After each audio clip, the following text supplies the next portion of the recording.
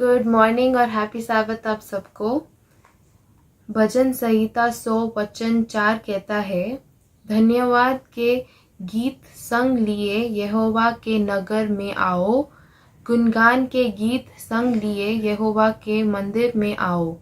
इस सुंदर से वचन के साथ हम आपका स्वागत करते हैं। आओ हम सब प्रार्थना करें। ए हमारे परमेश्वर पिता, हम आपको धन्यवाद देना चाहते हैं आज के दिन के लिए जो आपने हमारे ज़िंदगी में जोड़ा है। प्रभु, इस समय जितने भी लोग यहाँ मौजूद हैं, हम प्रार्थना करते हैं कि हम सब पे आप अपना आशीष दें, और जो वचन हम आज के दिन में सुनेंगे, हम प्रार्थना करते हैं कि वो वचन हमें समझने की क्षमता दे। ये छोटी सी प्रार्थना हम प्रभु यीशु के नाम से करते हैं, आमीन। गुड मॉर्निंग और हैप्पी साबत आप सबको। प्रभु के नाम से हम आपका स्वागत करते हैं। हमारे पहले गीत के लिए हम राहों में कांटे ये गीत गाएंगे।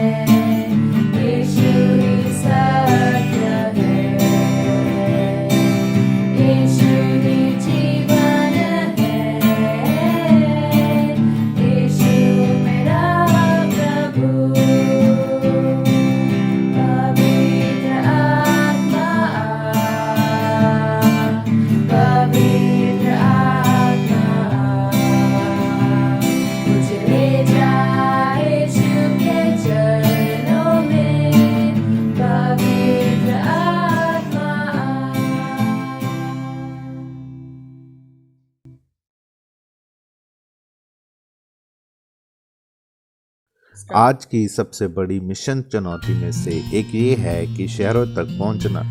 दुनिया के कई सबसे बड़े शहर दुनिया के कम से कम पहुंच वाले हिस्से में है। कुछ साहसी सदस्य या ईसाई या कई पृष्ठभूमि रह रहे हैं, लेकिन यहाँ तक कि उन देशों में भी चर्च है।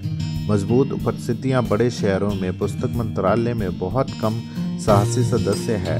शहरों के लिए एलन जी वाइट ने लिखा है, जब शहर में भगवान के रूप में काम किया जाता है तो परिणाम एक शक्तिशाली आंदोलन के संचालन में स्थापित होगा। इसमें कोई संदेह नहीं है कि ये कुछ ऐसा है सभी देखना चाहेंगे। तो क्या हुआ अगर आपने देवताओं को शहरों तक पहुंचने के लिए पुकारते सुना? एलन जी वाइट ने इसे यीशु मसीह के जीवन से पेश किया है। अकेले लोगों तक पहुंचने में सच्ची सफलता नहीं मिलेगी। उद्धारकर्ता पुरुष के साथ घुल मिल गया क्योंकि कई उनकी भलाई चाहते थे। उसने उनको प्रति सहानुभूति दिखाई, उनकी ज़रूरतों को पूरा किया और उनका विश्वास जीता। जैसा कि हमने शहरों तक पहुंचने के लिए सबसे अच्छी बात यह है कि हम जो कर सकते हैं वह है क्राइस्ट पद्धति का पालन करना। आप अपने शहरों में लोगों के कई समूह तक पहुंच सकते हैं। आप नए भीड़ या विश्वविद्यालय के छात्र तक पहुंच सकते हैं। आप बेघर तक पहुंच सकते हैं या अमीर तक। अगर आपका दिल शहर की सेवा करने में है तो ये है कुछ विचार जो आप अपने शहरों में सेवा कर सकते हैं। पहले आप कपड़े के माध्यम से परिवारों की सहायता कर सकते हैं, जैसे कि चर्च के सदस्यों ने ऑकलैंड न्यूजीलैंड में किया है, या आप लोगों को फर्नीचर प्रदान कर सकते हैं जब वह आपके क्षेत्र में आगमन हो। राज्यों ने इस तरह से कई परिवारों के लिए एक बड़ा बदलाव किया है। या आप बच्चों को खाना पकाना और पोषण कक्षा देना चाहते हैं, जैसे कि इजराइल में किया जा रहा है। ये बच्चे कौशल का निर्माण करेंगे और मजबूत और स्वस्थ होने में मदद करेंगे या बेघर लोगों की मदद करेंगे। अपने कपड़े धोने, स्नान करने और स्वस्थ भोजन पाने के लिए एक जगह ग्वाटेमाला शहर में एडवेंटिस्ट सरल और जीवन बदलने वाले तरीके से सेवा कर रहे हैं। आप अल्जाइमर वाले लोगों के लिए नियमित गतिविधियां भी कर सकते हैं। ये उनकी देखभाल करने वाले के लिए ताइवान में चर्च अपने निवास की सेवा करता है। सुंदर तरीके। यदि आप इस परियोजना के बारे में अधिक चाहते हैं या सब कमज़ोर लोगों की सेवा करने के लिए और अधिक विचार प्राप्त करना चाहते हैं तो शहरों की वेबसाइट पर मिशन पर जाएं और अपने शहरों की सेवा पर क्लिक करें। उनकी आत्मा से प्रभावित होकर हम शहरों तक पहुंचेंगे और फिर चौकस रहें, क्योंकि जैसे कि हम पहले से ही जानते हैं कि परिणाम एक शक्तिशाली आंदोलन की गति की स्थापना होगी।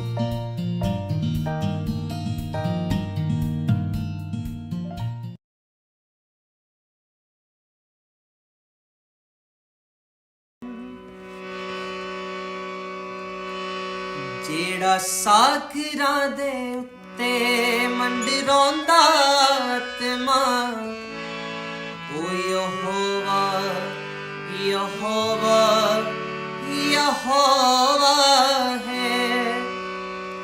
जेड़ा धरती नूं अज तक चलांदा आत्मा, ओ यहोवा यहोवा यहोवा है। जेड़ा सागरां दे उत्ते मंडरांदा आत्मा, ओ यहोवा यहोवा यहोवा है। जेड़ा धरती नूं अज तक चलांदा आत्मा, ओ यहोवा यहोवा यहोवा है। ओ यहोवा यहोवा यहोवा है। ओ यहोवा यहोवा यहोवा है। जेड़ा सागरां दे उत्ते मंडरांदा आत्मा, ओ यहोवा यहोवा यहोवा है। जेड़ा धरती नूं अज तक चलांदा आत्मा, ओ यहोवा यहोवा यहोवा है।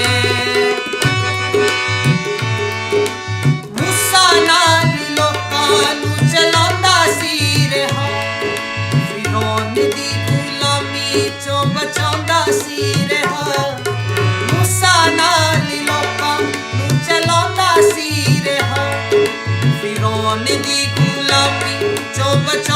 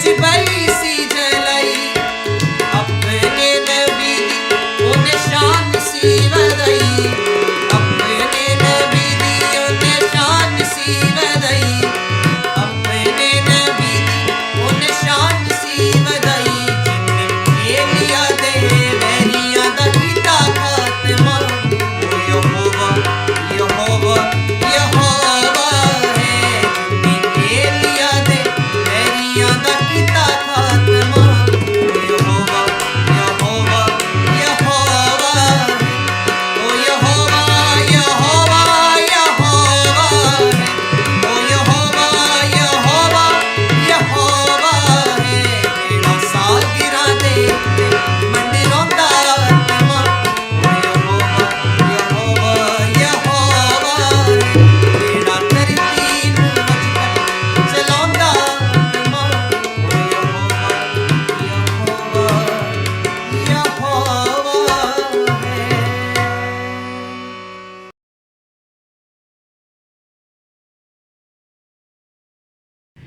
प्रभु यीशु मसीह के पवित्र मीठे नाम में आप सबों को साबत मुबारक। जय मसीह की, यीशु सहाय, हैप्पी साबत।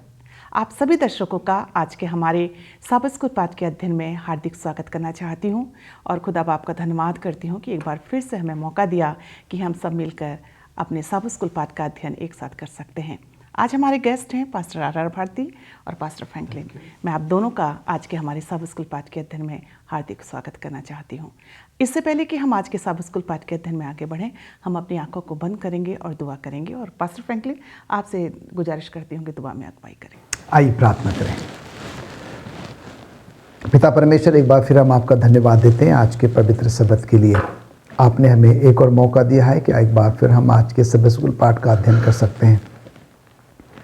प्रभु, हम अपने आप को आपके हाथ में समर्पित करते हैं और आज के सबत स्कूल पाठ के लिए प्रभु हम आपकी पवित्र आत्मा की अगुवाई और मदद चाहते हैं कि जो कुछ भी प्रभु हम बोले, जो कुछ भी हम अपने दर्शकों के साथ साझा करें, वो सिर्फ और सिर्फ प्रभु आपके पवित्र शास्त्र में से हो सके और आज का सबत स्कूल पाठ हम सबों के लिए एक बहुत बड़ी आशीष का कारण बने। प्रभु, हमारे पापों को आप माफ़ करें, मसीह के नाम से मांगते हैं, आमीन आमीन। जैसा कि हम सब जानते हैं कि हम 2022 के पहले त्रिमास में हैं और इस पूरे त्रिमास में हम इब्रानियों अंत समय के लिए एक संदेश, इस विषय पर चर्चा कर रहे हैं। 4 हफ्ते तक हमने चर्चा किया। आज हमारा पाठ है, पाठ 5 है और आज हम जिस विषय पर चर्चा करेंगे उसका शीर्षक है यीशु विश्राम का दाता। याद वचन के लिए आप मेरे साथ अपनी बाइबल खोल सकते हैं। इब्रानियों की पत्री, उसका 4था अध्याय और उसका 9वां पद, जहाँ इस प्रकार से लिखा है, अतः जान लो कि परमेश्वर के लोगों के लिए सब का विश्राम बाकी है। परमेश्वर अपने बड़े वचन पर आशीष दे। प्रिय दर्शकों, जैसा कि हमने देखा इब्रानियों 1 और 2 में कि यीशु परमेश्वर के लोगों का राजा है। हमने ये भी देखा कि यीशु अपने लोगों को पाप से मुक्त करता है। इब्रानियों 3 और 4 में हमने यीशु का परिचय ऐसे व्यक्ति के रूप में देखा जो अपने लोगों को विश्राम देता है। हम इस बात को और बेहतर ढंग से ऐसे समझ सकते हैं उस प्रतिज्ञा को याद करके जो परमेश्वर ने राजा दाऊद से की थी। परमेश्वर ने राजा दाऊद और उसके लोगों को उनके शत्रुओं से शांति देने का वादा किया था जिन्होंने उन्हें परेशान किया था। आइए हम अपनी चर्चा को आगे बढ़ाएं और हम रविवार के पाठ पे चलें और इस रविवार के पाठ को ध्यान पे रखते हुए हम पास्टर भारती के पास चलेंगे। पास्टर भारती, रविवार का पाठ जो कि प्रतिज्ञा की भूमि विश्राम का स्थान है, इस विषय पर अपना प्रकाश डालें। हम जो 5वें लेसन का जो हम इस अध्ययन कर रहे हैं उसका आज शीर्षक है यीशु मसीह जो हैं वो विश्राम का दाता है। और आज हम रविवार के परिचय के बीच में से हम सीखेंगे कि परमेश्वर ने अपने लोगों को प्रतिज्ञा दी, उनके साथ उसने वाचा बांधी उस विश्राम में उनको ले जाने के लिए। और ये सबसे पहली प्रतिज्ञा परमेश्वर ने अपने विश्वासी जन, अपने व्यक्ति के साथ, अपने बेटे के साथ, अपने लोगों के साथ परमेश्वर ने ये वाचा अब्राहम के साथ सबसे पहले जो है उसने ये प्रतिज्ञा यहाँ पर की, और जिसका जिक्र उत्पत्ति की किताब उसके 15वें अध्याय की अगर हम यहाँ 12 आयत से पढ़ते हैं तो यहाँ हमें थोड़ा सा समझ आएगा। लिखा है कि जब सूर्य अस्त होने लगा तब अब्राहम को भारी नींद आई और देखो अत्यंत भय और महाअंधकार ने उसे छा लिया। तब यहोवा ने अब्राहम से कहा, यह निश्चय जान कि मैं तेरे पराए वंश देश में परदेशी होकर रहेंगे और उस देश के लोगों के दासी हो जाएंगे और वे उनको 400 वर्ष तक दुख देते रहेंगे। फिर जिस देश के वे दासी होंगे उनको मैं दंड दूंगा और उनके पश्चात वे बड़ा धन वहाँ से लेकर निकल जाएंगे। तू तो अपने पितरों में कुशल के साथ मिल जाएगा, तुझे पूरे बुढ़ापे में मिट्टी दी जाएगी, पर वे चौथी पीढ़ी में वहाँ फिर जाएंगे क्योंकि अब तक अमूर्य का अधर्म पूरा नहीं हुआ है। ये अब्राहम के साथ परमेश्वर जो है ये वाचा बांधता है कि जिस देश में तेरे लोग जो हैं वो परदेशी होकर के रहेंगे वहाँ से परमेश्वर उनको निकाल करके लाएगा और उनको जो है विश्राम देगा। और ये हम देखते हैं कि अब्राहम के वंशज जो थे जब वो परमेश्वर जो है उनको उनकी वादा खिलाफी के खिलाफ या उनके आज्ञा ना मानने के खिलाफ जब परमेश्वर ने उनको देखा और उनको जो है मिस्र देश में उनको जो है वहाँ परमेश्वर ने उनको जो है वो उनको जो है दास के रूप में उनका जीवन जो है वहाँ बीतने लगा। वो गुलामी में जो है फंसते चले गए और यहाँ हम देखते हैं कि जब वो गुलाम का जीवन व्यतीत कर रहे थे तो यहाँ तक कि उनको परमेश्वर की आराधना करने का भी समय उनको नहीं मिला।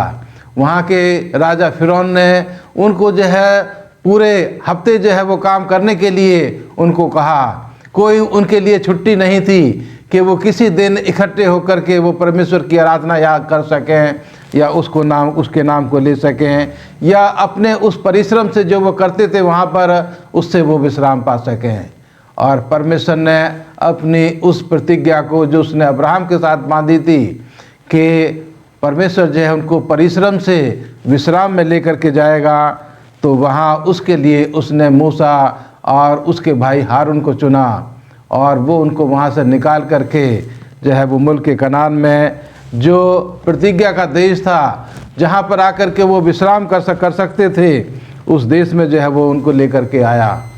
और वहाँ आने के लिए उसने जो कहा कि मुझे जो है हमेशा याद रखना और मेरे विश्राम वार को जो है याद करके मानना और ये याद करना कि मैं इस दुनिया का सृष्टि करता हूँ।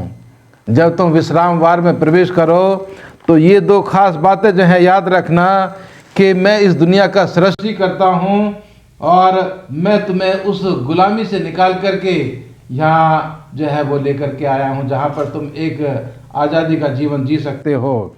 और तुम याद रखना कि मैंने तुम्हें छुड़ाया है, मैं तुम्हें निकाल करके लाया हूँ। और विश्वास से परमेश्वर को जो है मानना और उसके विश्राम वार को हमेशा जो है वो याद रखना। तो ये चीज़ जो है यहाँ पर मुझे और आपको परमेश्वर सिखाना चाहता है कि परमेश्वर ने जो प्रतिज्ञा जो है वो अपने लोगों को दी और उन्होंने उसमें विश्राम वार में प्रवेश किया, आज भी जो है वो प्रतिज्ञा मेरे और आपके लिए जो है वो अभी भी बाकी है कि हम जो हैं कुछ समय इस दुनिया में जब समय गुजारते हैं तो परमेश्वर के साथ समय गुजारें और आने वाले विश्राम वार में भी हम जो हैं अपने जीवन को परमेश्वर की मदद से वहाँ पर ले जा सकें। तो परमेश्वर का वादा मेरे और आपके लिए आज भी है कि हम परमेश्वर के साथ रहें। वही मेरा और आपका छुड़ाने वाला है, वही मुझे और आपको विश्राम वार में प्रवेश कराने वाला है। धन्यवाद देना चाहती हूँ पास्टर भारती आपके अच्छे विचारों के लिए। प्रिय दर्शकों, इब्रानियों ने समझाया कि यीशु जो हमें देता है वह परमेश्वर का है और सबके विश्राम के समान है। परमेश्वर ने यह विश्राम आदम और हवा को दिया और आदम और हवा ने अपना पहला सब्बत पर प्रभु यीशु मसीह परमेश्वर के साथ बिताया। जब हम वास्तव में सब्बत को पवित्र मानते हैं तो हम पृथ्वी को फिर से सिद्ध बनाने का उसका वादा रखते हैं। आइए हम इस बातों को ध्यान पे रखते हुए सोमवार के पाठ पे चलेंगे और सोमवार के पाठ को ध्यान पे रखते हुए पास्टर फ्रैंकलिन के पास चलते हैं। पास्टर फ्रैंकलिन, आप अपने विचारों को आज हमारे दर्शकों तक पहुंचाइए कि क्योंकि वे विश्वास नहीं करते। सोमवार के पाठ का आज का शीर्षक है। हम सोमवार के पाठ में हैं और इसका शीर्षक भी जो है बहुत ही अचरज करने वाला है। और क्योंकि वे विश्वास नहीं करते, बड़ा साधारण सा वाक्य है जिसका मतलब हम समझ सकते हैं कि शायद कोई ऐसा झुंड है, कुछ ऐसे लोग हैं जो क्या है कि परमेश्वर पर जो है वो विश्वास नहीं करते हैं। और जब हम इब्रानियों की पत्री उसका 3रा अध्याय उसके 12 पद से लेकर 19वें पद तक जब हम पढ़ते हैं तो संत पौलुस हमारा ध्यान 2 बातों की तरफ जो है वो आकर्षित करता है। पहली बात तो जो है वो हमसे आग्रह करता है, निवेदन करता है कि हम जो है उस विश्वास में जो कि परमेश्वर यहोवा के द्वारा हमें मिला है, हम क्या करें, उसमें दृढ़ रहें।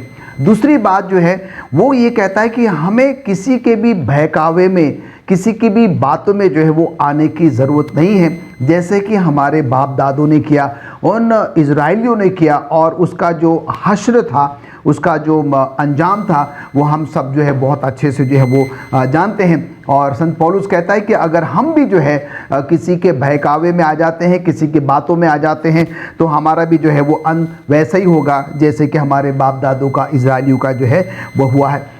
जब हम बाइबल में जाते हैं, गिनती की पुस्तक उसका 13वां और 14वां अध्याय, तो यहाँ पर हम देखते हैं कि परमेश्वर जो है वो मूसा को बुलाता है और मूसा से ये कहता है कि जिस प्रतिज्ञा वाले देश केनान देश के बारे में जो है मैंने इजराइलियों से जो है वो वादा किया है, प्रतिज्ञा करी है, और इससे पहले कि जो है ये लोग उस प्रतिज्ञा वाले देश में प्रवेश करें, और मैं चाहता हूँ कि तू क्या कर, कुछ ऐसे लोगों को जो है वो चुन, और जो क्या करेंगे उस कनान देश में जाएंगे और वहाँ की जो जानकारियाँ हैं कि वहाँ के लोग कैसे हैं, कैसे वो रहते हैं, उनका खान पान क्या है, वो सारी बातें क्या करेंगे, ये जाकर वहाँ जो है वो पता लगा कर आएंगे। और वो ये कहता है कि इस प्रकार के 12 जासूसों को जो है तू क्या कर, चुन, और हर एक पुरुष जो है एक एक गोत्र में से जो है तुझे लेना पड़ेगा। और हम यहाँ पर देखते हैं कि मूसा ने जो है परमेश्वर यहोवा की आज्ञा का पालन किया,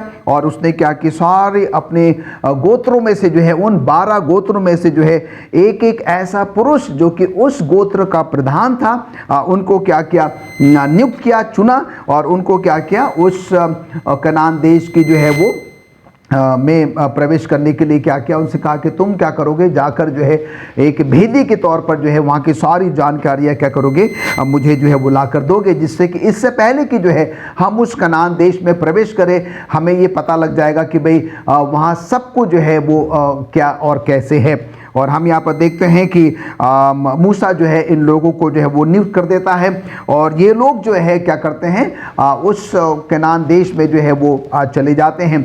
और हम यहाँ पर देखते हैं कि उसमें से जो है 40 दिनों के बाद, और जब ये लोग वहाँ पर अपना भेद इकट्ठा करने के बाद जब वापस मूसा के पास आते हैं, तो जो 10 लोग होते हैं वो क्या करते हैं, उस कनान देश के बारे में नकारात्मक जो है वो रिपोर्ट मूसा को पेश करते हैं, और 2 जो है जो कि केलेब और जोशुआ है, और वो क्या करते हैं, अपनी सकारात्मक रिपोर्ट जो है वो मूसा को पेश करते हैं। और हम यहाँ पर देखते हैं कि जब इजराइलियों को इसका पता लगता है कि 10 लोगों ने क्या किया, नकारात्मक रिपोर्ट जो है क्या करी है, कनान देश के बारे में पेश करी है, तो हम देखते हैं कि ये सारे इजरायली जो हैं वो कुड़कुड़ाने लगते हैं, बड़बड़ाने लगते हैं, मूसा को जो है वो लान तान करते हैं, उस पर दोषारोपण करते हैं, और मूसा को बार बार ये कहते हैं कि तूने जो है हमें क्यों जो है वो मिस्र से लेकर आया, अच्छा होता है कि शायद हम मिस्र में मर जाते, अच्छा होता है कि शायद हम उस मयाबान जंगल में जो है वो मर जाते हैं, और अब तो क्या है कि हमें एक ऐसे देश में लेकर जाना चाहता है जहाँ पर कि क्या होगा, हमारी स्त्रियां, हमारी औरतें, हमारे बच्चे जो है वो गुलाम हो जाएंगे, दास हो जाएंगे, उनको क्या किया जाएगा, उनको हमसे जो है वो छीन लिया जाएगा। और हम यहाँ पर देखते हैं कि ये सारी बातें जो है परमेश्वर जो है क्या कर रहा था, बहुत ही धैर्य से जो है वो सुन रहा था। और हम देखते हैं कि परमेश्वर का जो क्रोध है, जो कोप है, वो क्या हो गया, भर जाता है, और परमेश्वर जो है यह मूसा को फिर बुलाता है, और वो कहता है कि मूसा मैं कब तक जो है इन लोगों का ये तिरस्कार, ये जो है अनादर, ये जो है जो काम ये लोग मेरे प्रति कर रहे हैं, मैं कब तक जो है क्या करूँगा, इनका सुनता रहूँगा या इनको जो है वो सहन करूँगा। और मैं इनको क्या करने वाला हूँ, बहुत ही जल्दी जो है वो नष्ट करने वाला हूँ। इन लोगों को मैंने कितने बड़े बड़े आश्रयक्रम जो है वो दिखाए, उसके बावजूद भी जो है ये लोग क्या कर रहे हैं, मुझ पर विश्वास नहीं कर रहे हैं। परमेश्वर जो है उन 10 श्रापों के बारे में जो है जिनके द्वारा परमेश्वर ने उनको बचाया, उनको वो याद दिलाता है। कैसे लाल समुद्र में जो है मिस्रियों की सेना को परमेश्वर ने नष्ट किया था, वो उनको वो याद दिलाता है।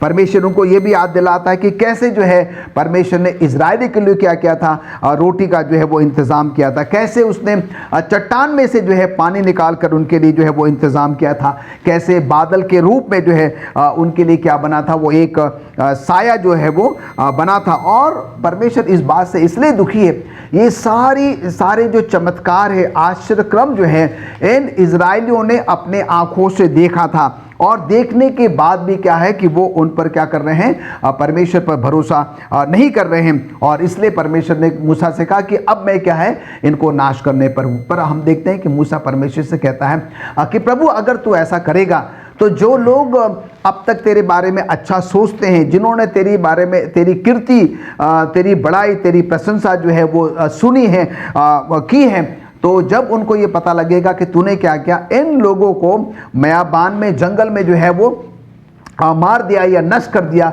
तो वो लोग तेरे बारे में जो है वो क्या सोचेंगे। वो तो यही सोचेंगे क्योंकि ये तू जो है इनको उस कनान देश में जिसकी तूने प्रतिज्ञा करी थी, तो उनको वहाँ पर नहीं ले जा पाया, उनको वहाँ पर प्रवेश नहीं करा पाया, और इसलिए तूने क्या किया, इन सबको जो है वो नाश कर दिया। और हम यहाँ पर देखते हैं कि परमेश्वर जो कि बहुत ही दयालु और अनुग्रहकारी है, परमेश्वर मूसा की बात को जो है वो मान जाता है। पर उसके बावजूद भी जो है परमेश्वर कहता है क्योंकि इन लोगों ने मेरा तिरस्कार किया, मेरा अनादर किया, मेरी आज्ञा का पालन नहीं किया, मेरे वचन के अनुसार ये नहीं चले, अब मैं इनको क्या करूँगा, उस प्रतिज्ञा वाले देश में जो है वो प्रवेश करने नहीं दूंगा। सिर्फ 2 लोग जो है जिन्होंने क्या किया, मेरी आज्ञा का पालन किया, जिन्होंने जो है एक अच्छी सकारात्मक रिपोर्ट जो है तुझ तक जो है वो पहुंचाई है, जो कि कैलेब और जोशुआ है, वे 2 ही जो है वो क्या कर पाएंगे, उस कनान देश में जो है वो प्रवेश कर पाएंगे। और हम यहाँ पर देखते हैं कि इनके आज्ञा ना मानने के कारण, इनके हठीलेपन के कारण, इनके प्रभु को तिरस्कार करने के कारण, अनादर करने के कारण जो है ये सारे के सारे इजरायली जो है उस कनान देश में जो है वो प्रवेश नहीं कर पाए। यहाँ से हम एक अच्छा सबक ले सकते हैं। कई बार हम और आप भी अपने जीवन में जो है प्रभु के उन सारे चमत्कारों को, आश्चर्यक्रमों को अपनी आंखों से देखते हैं, उसके बावजूद भी हम क्या करते हैं, परमेश्वर पर भरोसा नहीं करते हैं। तो हमारे और आपके लिए एक बहुत ही बड़ा जो है वो मैडम यहाँ पर क्या है वो सबक है। धन्यवाद देना चाहती हूँ पास्टर फ्रैंकलिन आपके अच्छे विचारों के लिए। आइए हम मंगलवार के पाठ पे चलेंगे पास्टर भारती के पास। पास्टर भारती, मंगलवार का पाठ हमें ये बता रहा है कि यदि आप आज परमेश्वर की वाणी सुनते हैं, तो हम इस विषय पे थोड़ा आप प्रकाश डालिए कि यदि आप आज परमेश्वर की वाणी सुनते हैं तो हमें क्या होगा, अगर नहीं सुनते हैं तो क्या होगा। ये जो है अभी पास्टर फ्रैंकलिन ने हमारे सामने काफ़ी कुछ जो है बताया परमेश्वर के लोगों के बारे में, और ख़ास करके मैं यहाँ पर बताना चाहता हूँ कि जो आज मेरे और आपके लिए सुअवसर है, अच्छा समय है कि परमेश्वर की वाणी, परमेश्वर का सुसमाचार जब मुझे और आपको सुनाया जाता है, तो हमें क्या करने की ज़रूरत है। इब्रानियों की किताब उसके 4 अध्याय की मैं यहाँ 6 और 7 आयत को जो है पढ़ना चाहूँगा, जो वचन मुझे और आपके लिए दिया गया है। लिखा है इब्रानियों 4 अध्याय की 6 आयत में, तो जब यह बात पक्की है कि कितने और हैं जो उस विश्राम में प्रवेश करें, और जिन्हें उसका सुसमाचार पहले सुनाया गया, उन्होंने आज्ञा न मानने के कारण उसमें प्रवेश न किया।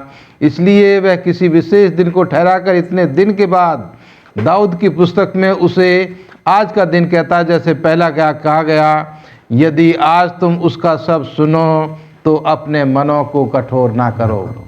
ये जो है ये मुझे और आपको बताया गया हमारे इतिहास के द्वारा, हमारे पूर्वजों के द्वारा, कि जब उन्होंने अपना दिल कठोर किया तो वो परमेश्वर के विश्राम में प्रवेश ना कर पाए। और यही शुभ संदेश मेरे और आपके लिए आज है कि अगर हम आज परमेश्वर का वचन हमें सुनाया जाता है, बताया जाता है, तो परमेश्वर की ये विनती परमेश्वर अपने लोगों से कर रहा है कि अपना मन कठोर ना करना। वो मुझे और आपको दावत दे रहा है, निमंत्रण दे रहा है, और वो कह रहा है कि अपने मनों को मुलायम करो, मुझे जगा दो। यहाँ मैं एक उदाहरण दे करके अपने तमाम दर्शकों को समझाना चाहता हूँ। जो उदाहरण यहोशू की किताब उसके 24 अध्याय में दिया गया है कि यहोशू अपने तमाम लोगों को जो है वो इकट्ठा करता है और उनको जो है उनके गुजरे हुए समय के बारे में बताता है कि देखो, परमेश्वर ने तुम्हारे पूर्वजों के साथ, तुम्हारे बुजुर्गों के साथ, तुम्हारे बच्चों के साथ जो है वो ये किया, और अब जो है परमेश्वर एक बार फिर आपसे ये चाहता है कि आप जब विश्राम वार में प्रवेश करने पर हो, उस देश में प्रवेश करने पर हो जहाँ पर तुम आज़ादी के साथ परमेश्वर की आराधना करोगे, उसके सब्बत को जो है वो मानोगे, तो यहाँ यहोशू जो है उनको यहाँ कहता है कि मैं आपके सामने आज एक बार फिर ये चुनौती रखता हूँ कि आप किसकी सेवा करोगे। और लोग जो हैं वो उनके सामने वो कहता है कि मैं तो अपने घराने के साथ, अपने बच्चों के साथ, अपने परिवार के साथ परमेश्वर की सेवा करूंगा, जैसा कि उसका वचन आज मेरे पास पहुंचा है। और इसी को देखते हुए लोग भी जो हैं वो कहते हैं कि परमेश्वर है, यहोवा हमारा परमेश्वर है, हम भी जो है उसी की आराधना करेंगे, उसी की जो है उसी को हम उसी की सेवा करेंगे। लेकिन यहोशू जो उनको कहता है कि तुम भूल मत जाना, और वो जो है दोबारा उसके साथ कहते हैं कि हम तो उसी की सेवा करेंगे और उसी की बात को जो है मानेंगे, उसी की वाणी को हम सुनेंगे। अजीजों, आज परमेश्वर जो है वो विनती कर रहा है कि हम अपने मनों को कठोर ना करें, उसकी आवाज़ को सुन करके, और हम उसमें विश्वास करें कि परमेश्वर महान है। वो मुझे और आपको विश्राम में ले जाने के लिए जो है वो मेरी और आपकी अगुवाई करने के लिए तैयार है। हम पूरे भरोसे के साथ परमेश्वर के सिंहासन के पास चलें और उसी से हम दुआ और प्रार्थना करें, उसी के पास अपनी धन्यवाद की भेंटें लाएं और परमेश्वर पर भरोसा करते हुए उसके निमंत्रण को पूरे मन के साथ जो है स्वीकार करें और उसके विश्राम में प्रवेश करने के लिए हम जो हैं अपने आप को हम तैयार करें, उसी की आवाज़ को सुने, क्योंकि वही मेरा और आपका परमेश्वर है।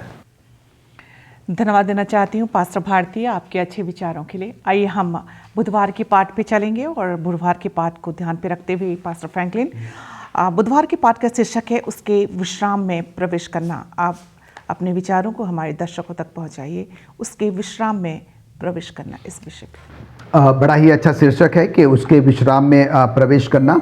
अगर हम अपनी बाइबलें खोलें और बाइबल में से हम अगर पढ़ सकते हैं इब्रानियों की पत्री उसका 3रा अध्याय और उसका 11वां पद, और हम यहाँ पर देखते हैं कि यहाँ पर संत पौलुस जो है वो परमेश्वर के उस क्रोध के बारे में, उस गुस्से के बारे में जो है वो जिक्र कर रहा है। और वो गुस्सा परमेश्वर को क्यों आता है? क्योंकि इन इजरायलियों ने क्या किया? परमेश्वर की आज्ञा का जो है वो पालन नहीं किया, और जिस केनान देश में, जिस प्रतिज्ञा वाले देश में परमेश्वर जो है इनको लेकर जाना चाहता था, और वहाँ पर क्या है कि ये नहीं पहुँच पाए, उस विश्राम में जो है वो नहीं पहुँच पाए। और हम यहाँ पर देखते हैं कि संत पौलुस जो है बार बार हमें और आपको क्या है कि उस विश्राम के बारे में जो है बताना चाहता है, हमको आग्रह करना चाहता है, जो कि परमेश्वर हमें और आपको क्या करता है, वहाँ तक पहुँचने के लिए आमंत्रित जो है वो करता है। अब ये सवाल उठता है कि संत पौलुस जो है वो किस विश्राम की जो है वो बात कर रहा है। और हम यहाँ पर देखते हैं कि अभी पास्टर भारती ने जो है वो हमें बहुत ही अच्छे तरीके से जो है इस विश्राम में प्रवेश करने के बारे में जो है वो बताया। वो एक ऐसी जगह है जहाँ पर कि मैं और आप जो है बहुत ही आराम से जो है वो रह सकते हैं। और हम देखते हैं कि एक संज्ञा जो है विश्राम को भी ये दी गई है कि वो केनान देश जो है जहाँ पर कि परमेश्वर क्या है अपने लोगों को, इजरायलियों को जो है वो वहाँ पर पहुँचाना जो है वो चाहता था। और हम यहाँ पर देखते हैं कि संत पौलुस जो है इन विश्रामों के बारे में ये कहता है कि वो विश्राम जहाँ पर परमेश्वर सब कुछ क्या कर सकता है, देख सकता है। परमेश्वर हमारे लिए सब कुछ जो है वो मुहैया करा सकता है। परमेश्वर हम सबों को शांति दे सकता है, हम सबों को जो है वो आनंद दे सकता है। तो परमेश्वर जो है हमें और आपको एक ऐसे स्थान में जो है वो लेकर जाना चाहता है। और दूसरी बात यहाँ पर संत पौलुस कहता है कि वो उस विश्राम जो कि केनान, जो कि परमेश्वर ने क्या किया था, अपने लोगों को, इजरायलियों से जो है वो प्रतिज्ञा किया था। और जहाँ पर कि क्या है कि एक ऐसा संपन्न देश है जहाँ पर कि जो है दूध और मधु की जो है वो धारा बहती है। कहने का तात्पर्य यहाँ पर ये है कि वहाँ पर हर एक व्यक्ति जो है जो प्रवेश करता, उस विश्राम में प्रवेश करता, वो बहुत ही खुश और आनंद के साथ अपनी ज़िंदगी जो है वो गुजार सकता था। और परमेश्वर जो है क्या करता है, संत पौलुस के द्वारा जो है वो हमें बताना चाहता है कि वो उस विश्राम में मुझे और आपको क्या करना मांगता है, ले जाना मांगता है। और हम देखते हैं कि तीसरी बात संत पौलुस कहता है कि वो उस विश्राम जो कि पवित्र मंदिर को भी दर्शाता है, जहाँ पर कि संदूक या पवित्र संदूक को जो है वो ठहराया गया था। वो और एक विश्राम के बारे में बात करता है जहाँ पर कि जो पवित्र शब्द हैं को, जो कि परमेश्वर ने अपने सारे कामों से क्या किया था, वो जो है वो विश्राम किया था। परमेश्वर हमें एक ऐसे अलग विश्राम के आनंद में जो है वो प्रवेश करने के लिए आमंत्रित जो है वो करता है। और वो कौन सी जगह है, वो कौन सा ऐसा विश्राम का स्थान है। और हम यहाँ पर देखते हैं वो एक नई पृथ्वी है जो कि परमेश्वर ने हम सबों के लिए क्या किया है, वो वायदा किया है। और हम और आप क्या कर सकते हैं, उस विश्राम में जो है वो प्रवेश जो है वो कर सकते हैं। पर इसके लिए जो है मुझे और आपको क्या करना होगा, प्रयत्न करना होगा। मुझे और आपको जो है वो कोशिश करनी होगी। और इसलिए जो है अब संत पौलुस जो है बार बार क्या कर रहा है, मुझे और आपको ये हिदायत दे रहा है, मुझे और आपको जो है वो ये सलाह दे रहा है कि हम और आप क्या करें, उस विश्राम में प्रवेश करने के लिए अपने आप को क्या करें, तैयार करें। अगर आपके पास अपनी बाइबल है तो मैं चाहता हूं कि आप अपनी बाइबलें मेरे साथ खोलें, इब्रानियों की पत्री और उसका 4था अध्याय, और हम उसके 9 आयत से लेकर जो है वो 11 आयत और उसका 16 आयत जो है वो पढ़ेंगे, जिससे कि हमें ये प्रतीत हो जाएगा, मालूम हो जाएगा कि संत पौलुस जो है कौन से विश्राम के बारे में जो है वो बात कर रहा है। यहाँ लिखता है, अतः जान लो कि परमेश्वर के लोगों के लिए सब्त का विश्राम बाकी है, क्योंकि जिसने उसके विश्राम में प्रवेश किया है उसने भी परमेश्वर के समान अपने कामों को पूरा करके विश्राम किया है। अतः हम उस विश्राम में प्रवेश करने का प्रयत्न करें, ऐसा न हो कि कोई जन उसके समान आज्ञा ना मारकर गिर पड़े, क्योंकि परमेश्वर का वचन जीवित और प्रबल और हर एक 2 धारी तलवार से भी बहुत चोखा है, और प्राण और आत्मा को और गांठ गांठ और गूदे गूदे को अलग करके आर पार छेदता है, और मन की भावनाओं और विचारों को जांचता है। सृष्टि की कोई वस्तु उससे छिपी नहीं है, वरन जिससे उसे हमें काम है उसकी आंखों के सामने सब वस्तुएं खुली और प्रकट है।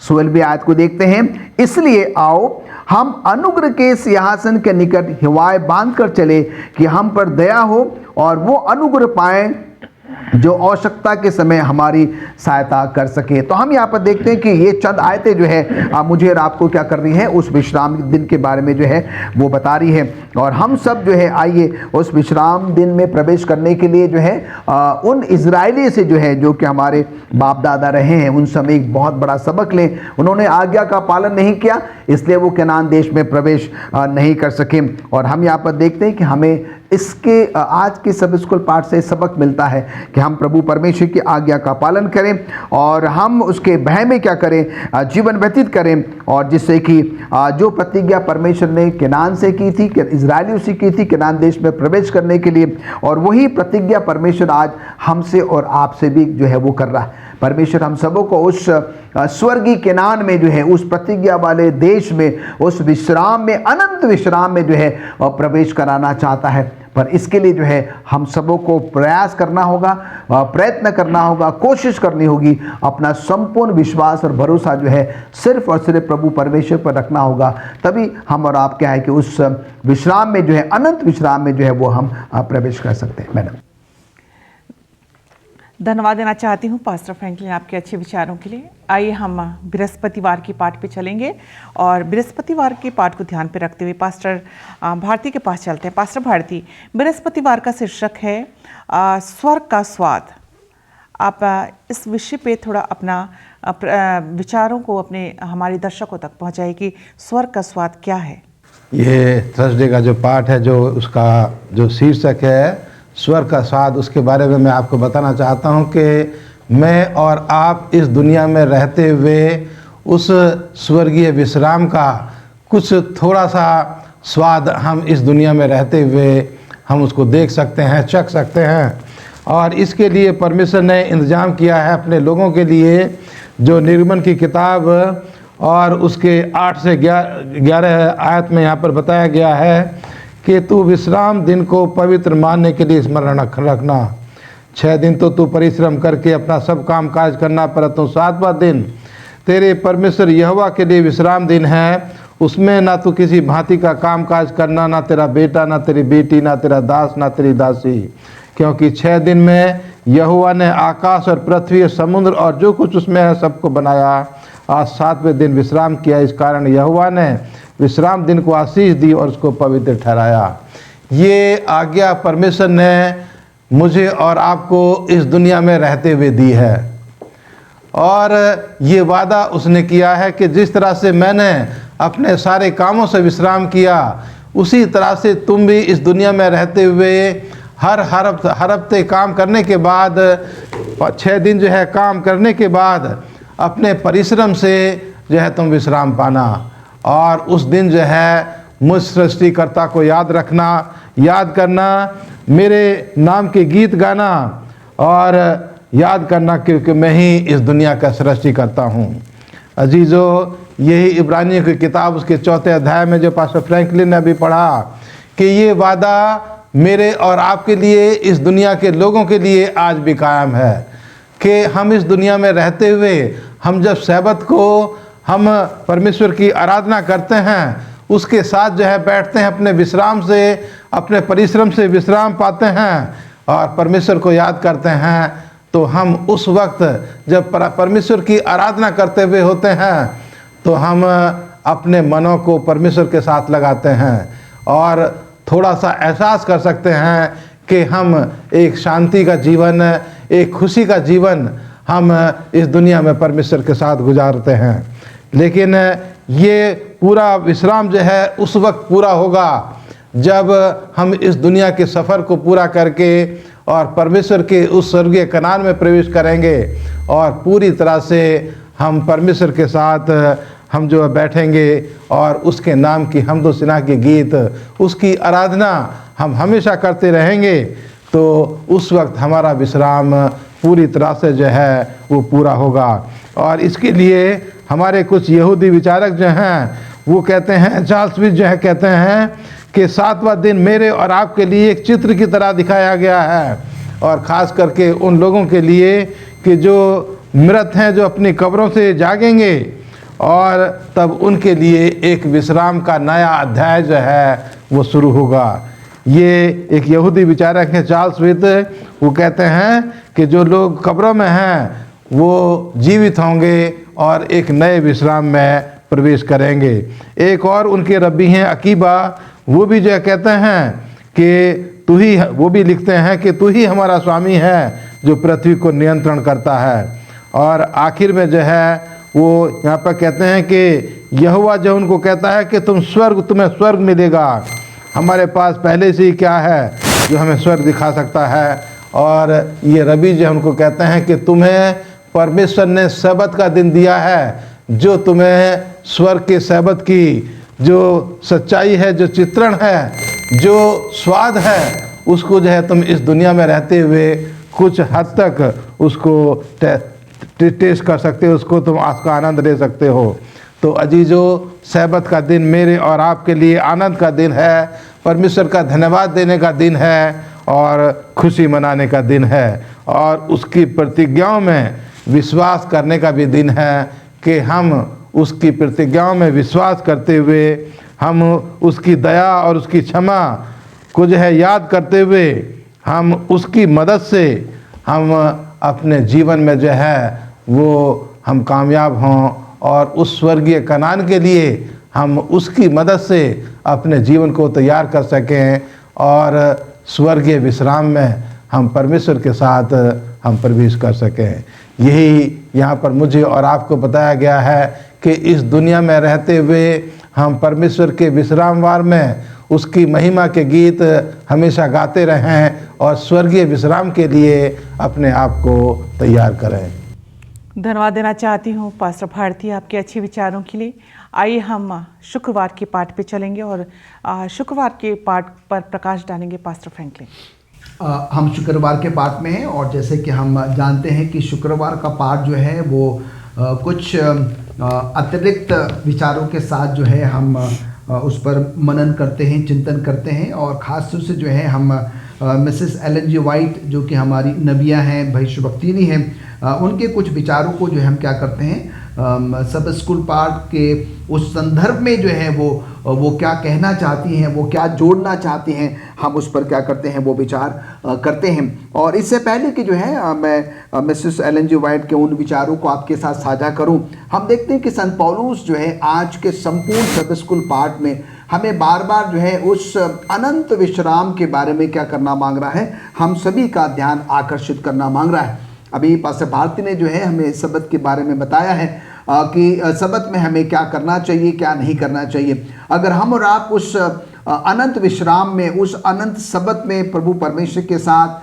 अपने उन साधु संतों के साथ, पवित्र लोगों के साथ अगर वहाँ पर उस विश्राम में प्रवेश कराना चाहते हैं जहाँ पर कि परमेश्वर चाहता है कि हम सब प्रवेश करें, और उसके लिए हमें सभी को जो है इस पृथ्वी पर क्या करना होगा, परमेश्वर के उस शब्द का जो है वैसे ही पालन करना होगा जैसे कि परमेश्वर के पवित्र शास्त्र में जो है वो लिखा हुआ है। हम देखते हैं कि पुराने ज़माने में कुछ ऐसे बुद्धिजीवी रहे हैं और जिनका मानना ये था कि जो सबत है वो सिर्फ यहूदियों के लिए है, और उनका ये भी मानना था कि सबत जो है वो पुराने नियम के तक ही क्या है सीमित है और पुराने नियम के साथ जो है वो ख़त्म हो गया है। पर हम यहाँ पर देखते हैं कि संपूर्ण पवित्र शास्त्र जो है वो परमेश्वर की प्रेरणा के द्वारा रचा हुआ है, और जितना महत्व जो है वो पुराने नियम का है उतना ही महत्व जो है वो नए नियम का भी है। पूरी बाइबल की जो 66 किताबें हैं, और हम यहाँ पर देखते हैं कि ये पूरी की पूरी बाइबल पवित्र शास्त्र क्या है वो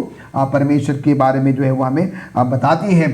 और इसलिए जो है हम ये नहीं कह सकते हैं कि जो सबत है वो सिर्फ पुराने नियम में ही था, पर हम उसके बारे में नए नियम में भी क्या करते हैं पढ़ते हैं। और हम यहाँ पर देखते हैं कि सबत जब हम पालन करते हैं तो हम और आप इस बात को मानते हैं कि परमेश्वर हमारा सृष्टि करता है, परमेश्वर ने हमको बनाया है अपने स्वरूप में, अपनी समानता में, वो हमसे प्रेम करता है और वो हम सबों को उस अनंत विश्राम में, उस पवित्र घर में, स्वर्ग में जो है वो प्रवेश कराना चाहता है, जहाँ पर कि हम सब जो है बड़े आराम के साथ, बड़ी शांति के साथ, बड़े खुशी के साथ जो है प्रभु परमेश्वर के साथ हम वहाँ पर वास कर सकते हैं।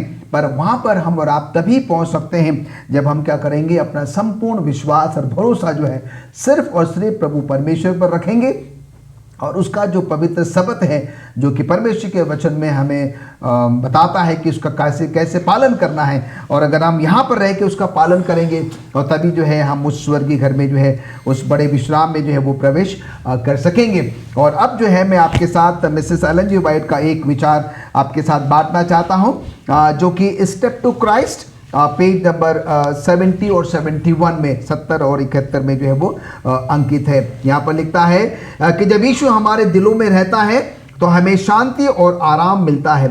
हम खुशी की किसी भी मजबूत भावना से ये नहीं दिखा सकते कि हमारे पास ये शांति नहीं है, लेकिन हम एक भरोसे को महसूस करेंगे जो हमारे दिलों में गहराई तक रहता है। आपकी आशा का कारण स्वयं से नहीं आता है, आपकी आशा केवल यीशु मसीह से आती है। तेरी मूर्खता उसकी बुद्धि से जुड़ जाती है, आपकी कमजोरी उसकी ताकत और पराक्रम से जुड़ती है। उसका पराक्रम कभी असफल नहीं होता। इसलिए आशा के लिए अपने आप को मत देखो, अपने बारे में बिल्कुल ना सोचें। यीशु को देखें, अपने मन को उसके संपूर्ण प्रेम और सुंदरता के बारे में लंबे समय तक सोचने दें।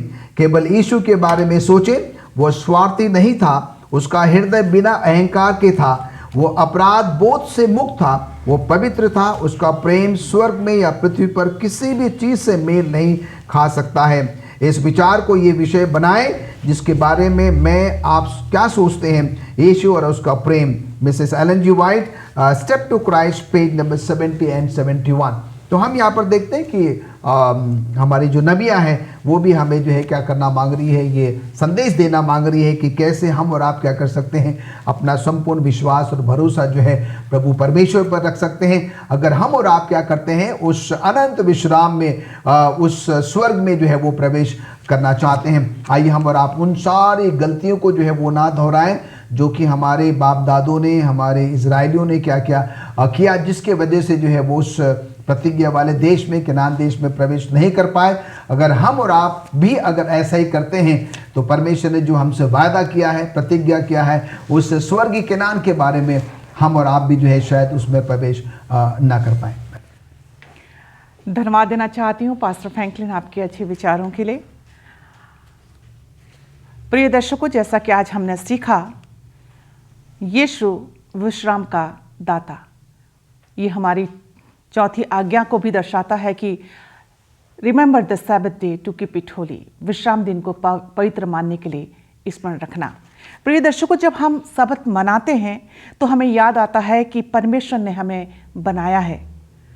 सब्त हमें ये भी याद रखने में मदद करता है कि परमेश्वर हमारा उद्धार करता है, और साथ ही सब्त में हमारी स्मरण करने से कहीं अधिक शामिल है। सब्त भविष्य के जीवन में स्वाद के समान है जिसका वादा परमेश्वर हमसे करता है। बाइबल में हम देखते हैं, बाइबल हमें बताती है कि यदि हम विश्राम दिन को अशुद्ध ना करें, अर्थात उस दिन, उस पवित्र दिन में अपनी इच्छा पूरी ना करें और विश्राम दिन को आनंद का दिन माने और यहोवा का पवित्र किया हुआ दिन समझकर माने और उसका सम्मान करें, और हम उस दिन अपने मार्ग पर न चलें और अपनी इच्छा पूरी न करें और अपनी बात न भूलें, तो हम यहोवा के कारण सुखी होंगे और हम उस देश के ऊंचे स्थानों पर चलने वाले होंगे। आइए हम जब इस दुनिया में रहते हैं सब्त का पालन करना सीखें, ताकि हम सब्त का जब हम पालन करेंगे तो परमेश्वर के उन आशीषों को हम प्राप्त करने वाले बन सकेंगे। उम्मीद करती हूँ कि आज का हमारा जो पांचवा सब्त स्कूल का पाठ हम सभी दर्शकों के लिए आशीष का कारण रहा होगा। इससे पहले कि हम सब्त स्कूल पाठ के अध्ययन को ख़त्म करें, आज जो हमारे गेस्ट थे पास्टर आर भारती और पास्टर फ्रैंकलिन फ्रांसिस, मैं आप दोनों का तहे दिल से शुक्रिया करती हूँ। आइए हम अपने आंखों को बंद करेंगे, सब्त स्कूल पाठ के अध्ययन को ख़त्म करेंगे और दुआ में अगुवाई करेंगे पास्टर आर भारती। आइए दुआ करें।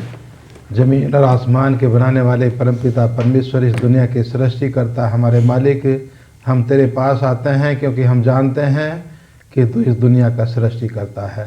हम ये जानते हैं कि तू हम तमाम को विश्राम देने वाला है, तू विश्राम का दाता है। इसलिए परमेश्वर, हम तुझसे विनती करते हैं कि इस दुनिया में रहते हुए हम सब्त के दिन तेरे विश्राम में बैठ सकें, तेरे नाम के गीत गा सकें और तेरा धन्यवाद दे सकें, और अपने जीवन को सुस्वर्गीय विश्राम के लिए अपने आप को तैयार कर सकें। परमेश्वर, तू हम तमाम की अगुवाई कर, हमारे तमाम दर्शकों के साथ हो और उनको आशीष दे, उनको समझ और बुद्धि तेरी तरफ से मिले, और परमेश्वर तू उनको आशीष दे, उनके परिवारों पर, उनके बाल बच्चों पर, उनकी रोजी रोटी पर खुदावन तेरी आशीष चाहते हैं, और चाहते हैं परमेश्वर कि हम इस दुनिया में रहते हुए तेरे विश्राम में हमेशा तेरे साथ बैठते रहें, और आने वाले विश्राम के लिए हम अपने आप को तेरी मदद से तैयार कर सकें, जिससे कि हम खुदावन उस स्वर्गीय विश्राम में भी हम प्रवेश कर सकें और वहाँ पर हमेशा हमेशा तेरे विश्राम में तेरे साथ बैठकर तेरे नाम की महिमा और प्रशंसा हमेशा करते रहें। तो हम तमाम की अगुवाई कर और हमें अपनी महिमा के लिए इस्तेमाल कर। प्रार्थना को सुन और कबूल कर, मसीह यीशु के नाम में मांगते हैं, आमीन।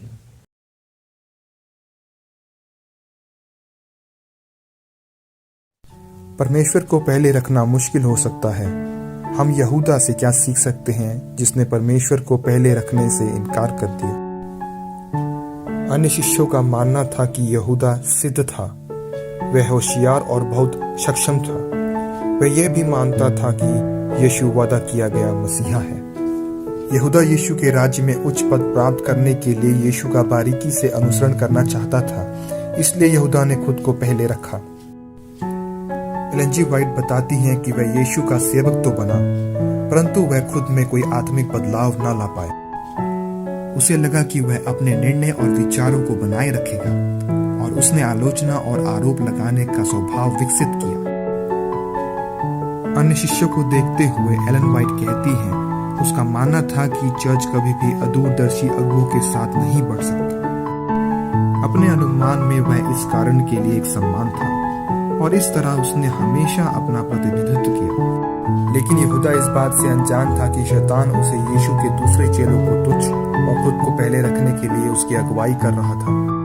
वह समूह के धन का प्रभारी था। गरीबों और छोटे समूह की जरूरत से पहले उसने खुद की मदद करना शुरू कर दिया। उसने सोचा, अपने काम से और अपनी उपस्थिति से समूह का सम्मान करके वह इसके लायक है। वह यीशु की नम्रता और परमेश्वर पर उसकी निर्भरता को उसकी कमजोरी समझने लगा। वह यीशु की उत्पत्ति और मिशन पर संदेह करने लगा। लेकिन उसने तब तक कोई खुला विद्रोह नहीं किया जब तक कि यीशु ने उसके कायरतापूर्ण स्वभाव के लिए उसे फटकार लगाई।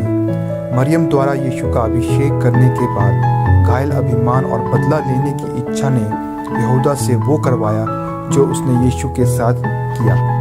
यहूदा कैसे परमेश्वर को पहले रखने से इनकार कर सकता था और लालची और स्वार्थी हो सकता था? टी.जी. वाइट कहती हैं कि यह हर व्यक्ति का अनुभव हो सकता है जो पाप से छेड़छाड़ करने में लगा रहता है। दशमांश और वचन भी परमेश्वर का है। यहूदा का स्वयं को पहले रखने का सिद्धांत का पालन हर बार होता है जब कोई व्यक्ति अपने अनुसार परमेश्वर की वस्तु का उपयोग करता है।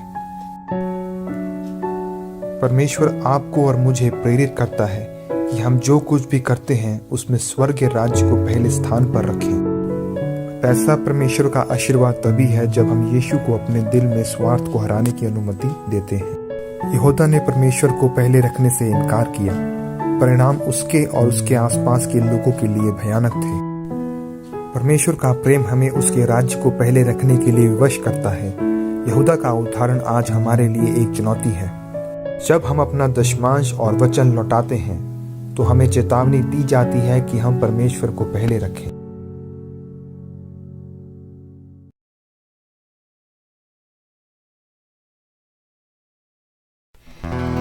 कौन जाएगा,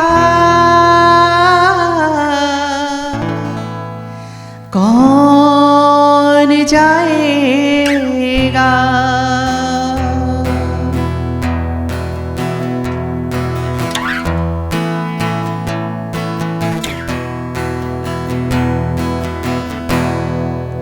कौन जाएगा,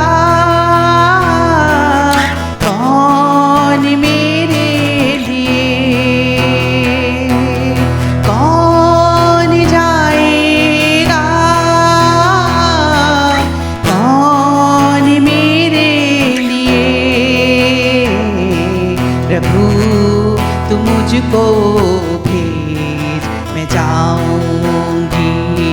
प्रभु तू मुझको भेज, मैं जाऊंगी। कौन जाएगा, कौन मेरे लिए।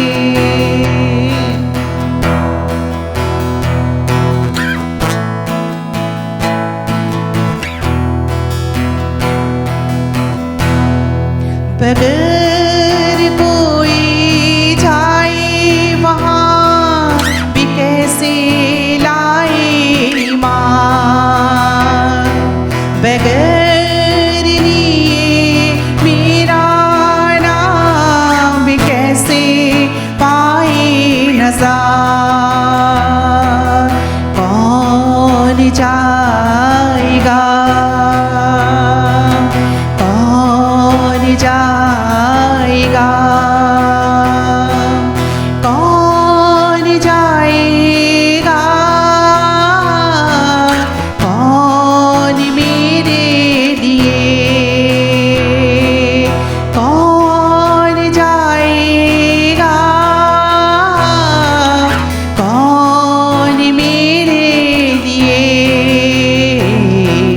प्रभु तू मुझको भेज मैं जाऊंगी, प्रभु तू मुझको भेज मैं जाऊंगी।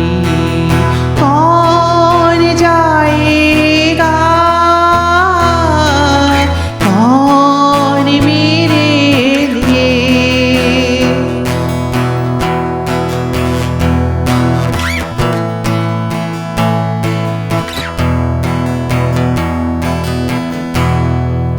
खेत पक चुके हैं, मजदूर तो थोड़े हैं, कटनी के लिए खेतों में कौन जाएगा, कौन जाएगा, कौन जाएगा, कौन जाएगा,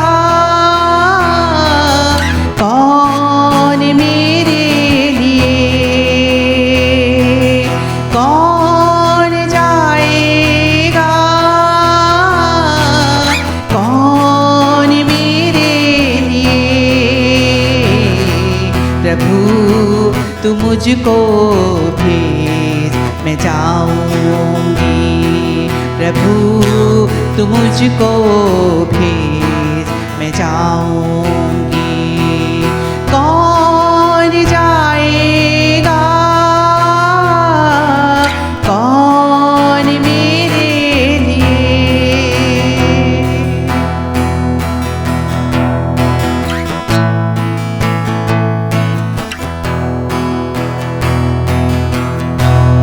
चरवाहे बिन ये मेरी भेड़ें भटक रही है अनजान, मेरी भटकी भेड़ों को कौन चराएगा, कौन जाएगा, कौन जाएगा, कौन जाएगा, कौन मेरे लिए, कौन जाएगा, कौन मेरे लिए। प्रभु तू मुझको भेज मैं जाऊंगी, प्रभु तू मुझको भेज मैं जाऊंगी, प्रभु तू मुझको भेज मैं जाऊंगी।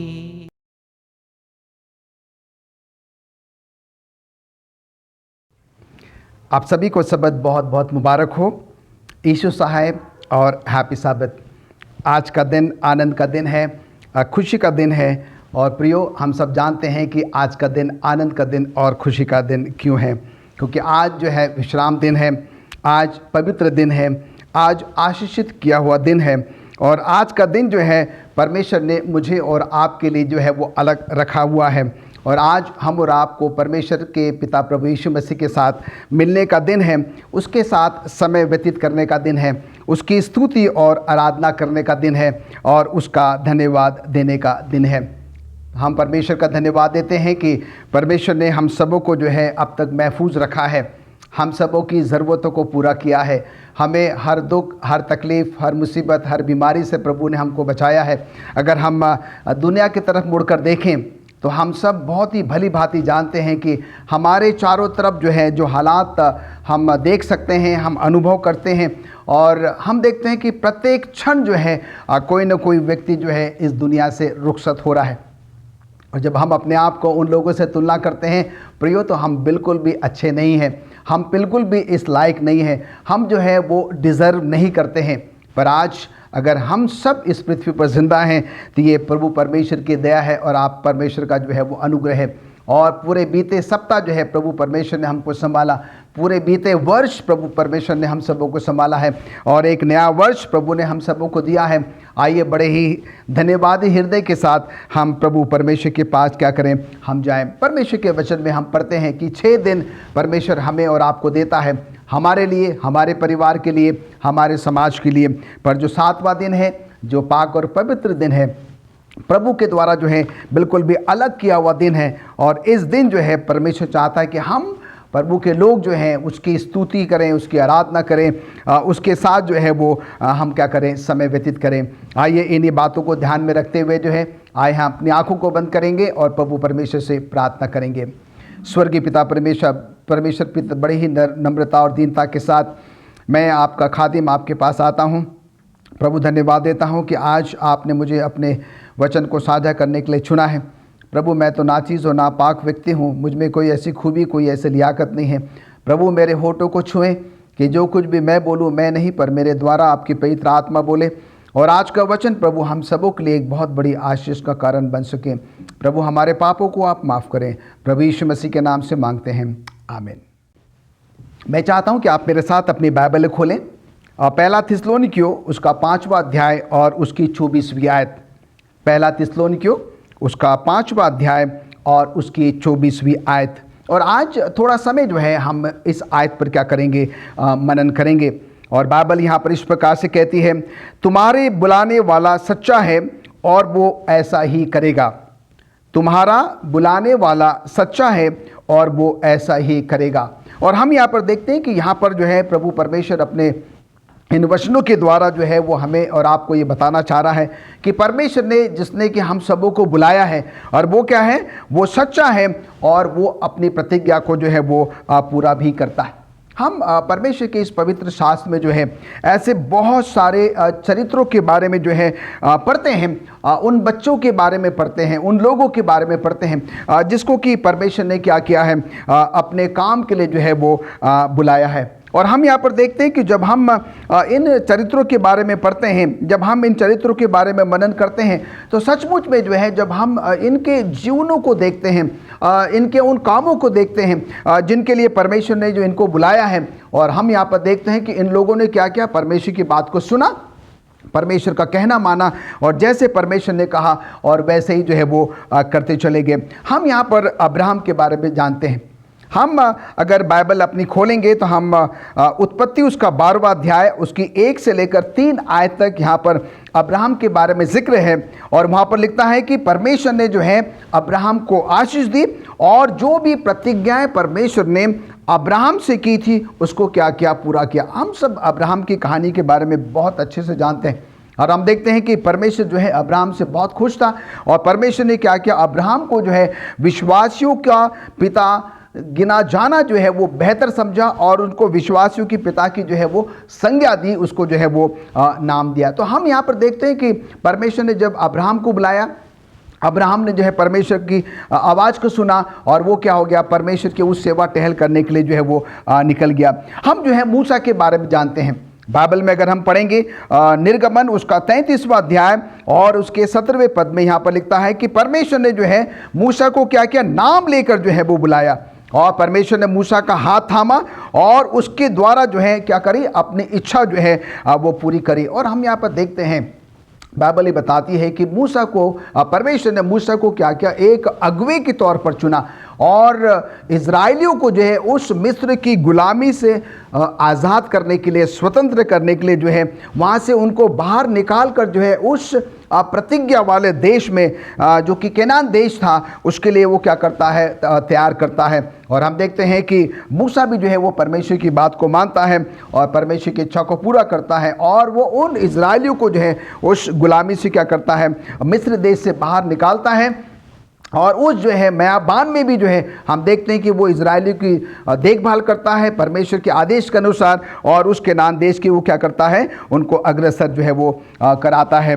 हम यिर्मयाह के बारे में जानते हैं और यिर्मयाह 1 अध्याय उसका 5 पद में लिखता है, बाइबल हमको यहाँ पर बताती है कि यिर्मयाह के बारे में कि जब मैं गर्भ में रचने से पहले ही मैंने तुझ पर चित्त लगाया और उत्पन्न होने से पहले ही मैंने तेरा अभिषेक किया है, मैंने तुझे जातियों का भविष्यवक्ता ठहराया है। तो हम यहाँ पर देखते हैं कि परमेश्वर जो है यिर्मयाह के बारे में यहाँ पर क्या लिखता है कि गर्भ में रचने से पहले ही जो है मैंने तुझ पर चित्त लगाया और उत्पन्न होने से पहले ही मैंने तेरा क्या किया, अभिषेक किया। मैंने तुझे जातियों का भविष्यवक्ता ठहराया है। और हम यहाँ पर देखते हैं कि हम और आपके लिए भी जो है परमेश्वर क्या करता है, इसी प्रकार की जो है वो घोषणा करता है। ना जाने हम में से कितने ऐसे लोग होंगे जबकि हम शायद माता के गर्भ में ही होंगे और तभी परमेश्वर ने क्या किया, मुझे और आपको जो है वो चुन लिया।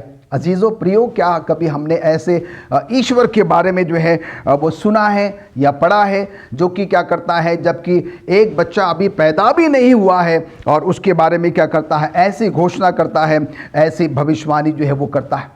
हमारा परमेश्वर जो है वो अतुल्य परमेश्वर है, असीमित परमेश्वर है और हम अपने प्रभु परमेश्वर की तुलना जो है किसी और के साथ बिल्कुल बिल्कुल बिल्कुल भी जो है वो नहीं कर सकते हैं। और इसीलिए हम यहाँ पर देखते हैं कि इससे पहले कि जो है कोई बच्चा जो है वो माँ के गर्भ में आता है, रचा जाता है, और तब से परमेश्वर क्या करता है, उसको जो है वो अपने काम के लिए चुन लेता है। हम संत पौलुस के बारे में जानते हैं। अगर हम गलतियों उसका पहला अध्याय उसके 15वें पद को पढ़ें तो यहाँ पर बाइबल बताती है, बाइबल कहती है, परंतु परमेश्वर की जिसने मेरी माता के गर्भ में से मुझे ठहराया और अपने अनुग्रह से मुझे बुला लिया है। तो यहाँ पर भी हम देखते हैं कि परमेश्वर ने जो है संत पौलुस को क्या है कि जब वो अपने माता के गर्भ में आता ही है, उस माता के गर्भ में पहुँचने से पहले ही वो क्या करता है, उसे अपने काम के लिए ठहरा देता है और अपने अनुग्रह में जो है उसको परमेश्वर क्या करता है, वो बुला लेता है।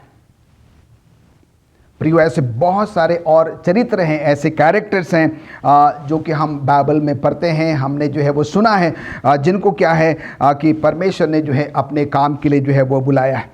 परमेश्वर ने जैसे अब्राहम को बुलाया, मूसा को बुलाया, यिर्मयाह को बुलाया, पौलुस को बुलाया, आइज़ा को, यशा को बुलाया और दानियल को बुलाया, और ना जाने ऐसे कितने जो है चरित्र हैं, परमेश्वर के बच्चे हैं जिनको क्या क्या है परमेश्वर ने जो है अपने काम के लिए जो है बुलाया है।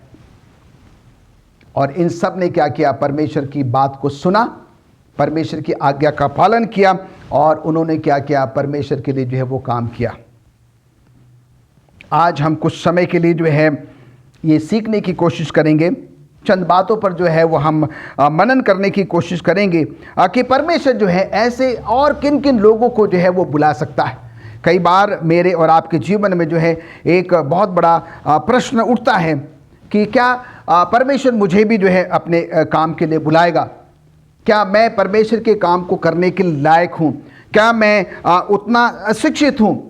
पर हम अपने आप से ही कहते हैं कि जब हम अपने आप का आकलन करते हैं, इंट्रोस्पेक्ट करते हैं, तो हम इस बात पर जो है वो निष्कर्ष निकालते हैं कि मैं अच्छा बोल नहीं सकता, मैं अच्छा नहीं दिखता, मैं शिक्षित नहीं हूँ, मैं तो एक बहुत बड़ा जो है वो पापी हूँ, और मैं ना जाने कितने ऐसे बोझों से जो है वो क्या हूँ, दबा पड़ा हूँ। ऐसे संसारिक चीज़ें हैं जिससे क्या है कि मैं जकड़ा जो है वो पड़ा हूँ। तो क्या एक ऐसे व्यक्ति को परमेश्वर जो है वो बुला सकता है अपनी सेवा टहल करने के लिए?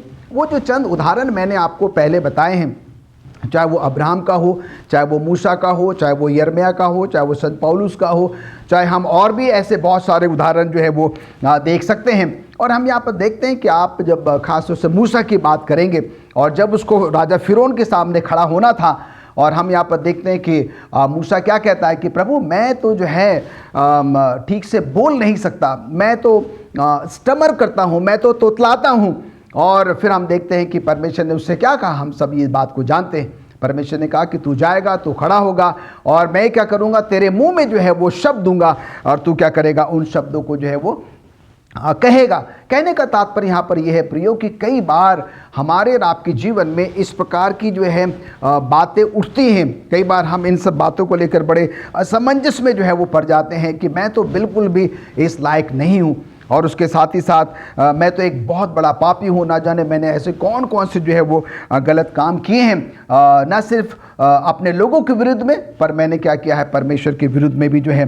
पर हम ऐसे समय देखते हैं कि जब इस प्रकार के विचार हमारे मनों में आते हैं, परमेश्वर का वचन मुझे और आपको ये सलाह देता है कि हमें डरने की, घबराने की, परेशान होने की, चिंता करने की जो है वो ज़रूरत नहीं है। क्यों? क्योंकि हम देखते हैं कि परमेश्वर के वचन में मत्ती उसका 11वां अध्याय और उसकी 28वीं आयत में कहता है, हे सब परिश्रम करने वालों और बोझ से दबे हुए लोगों, मेरे पास आओ, मैं तुम्हें विश्राम दूंगा।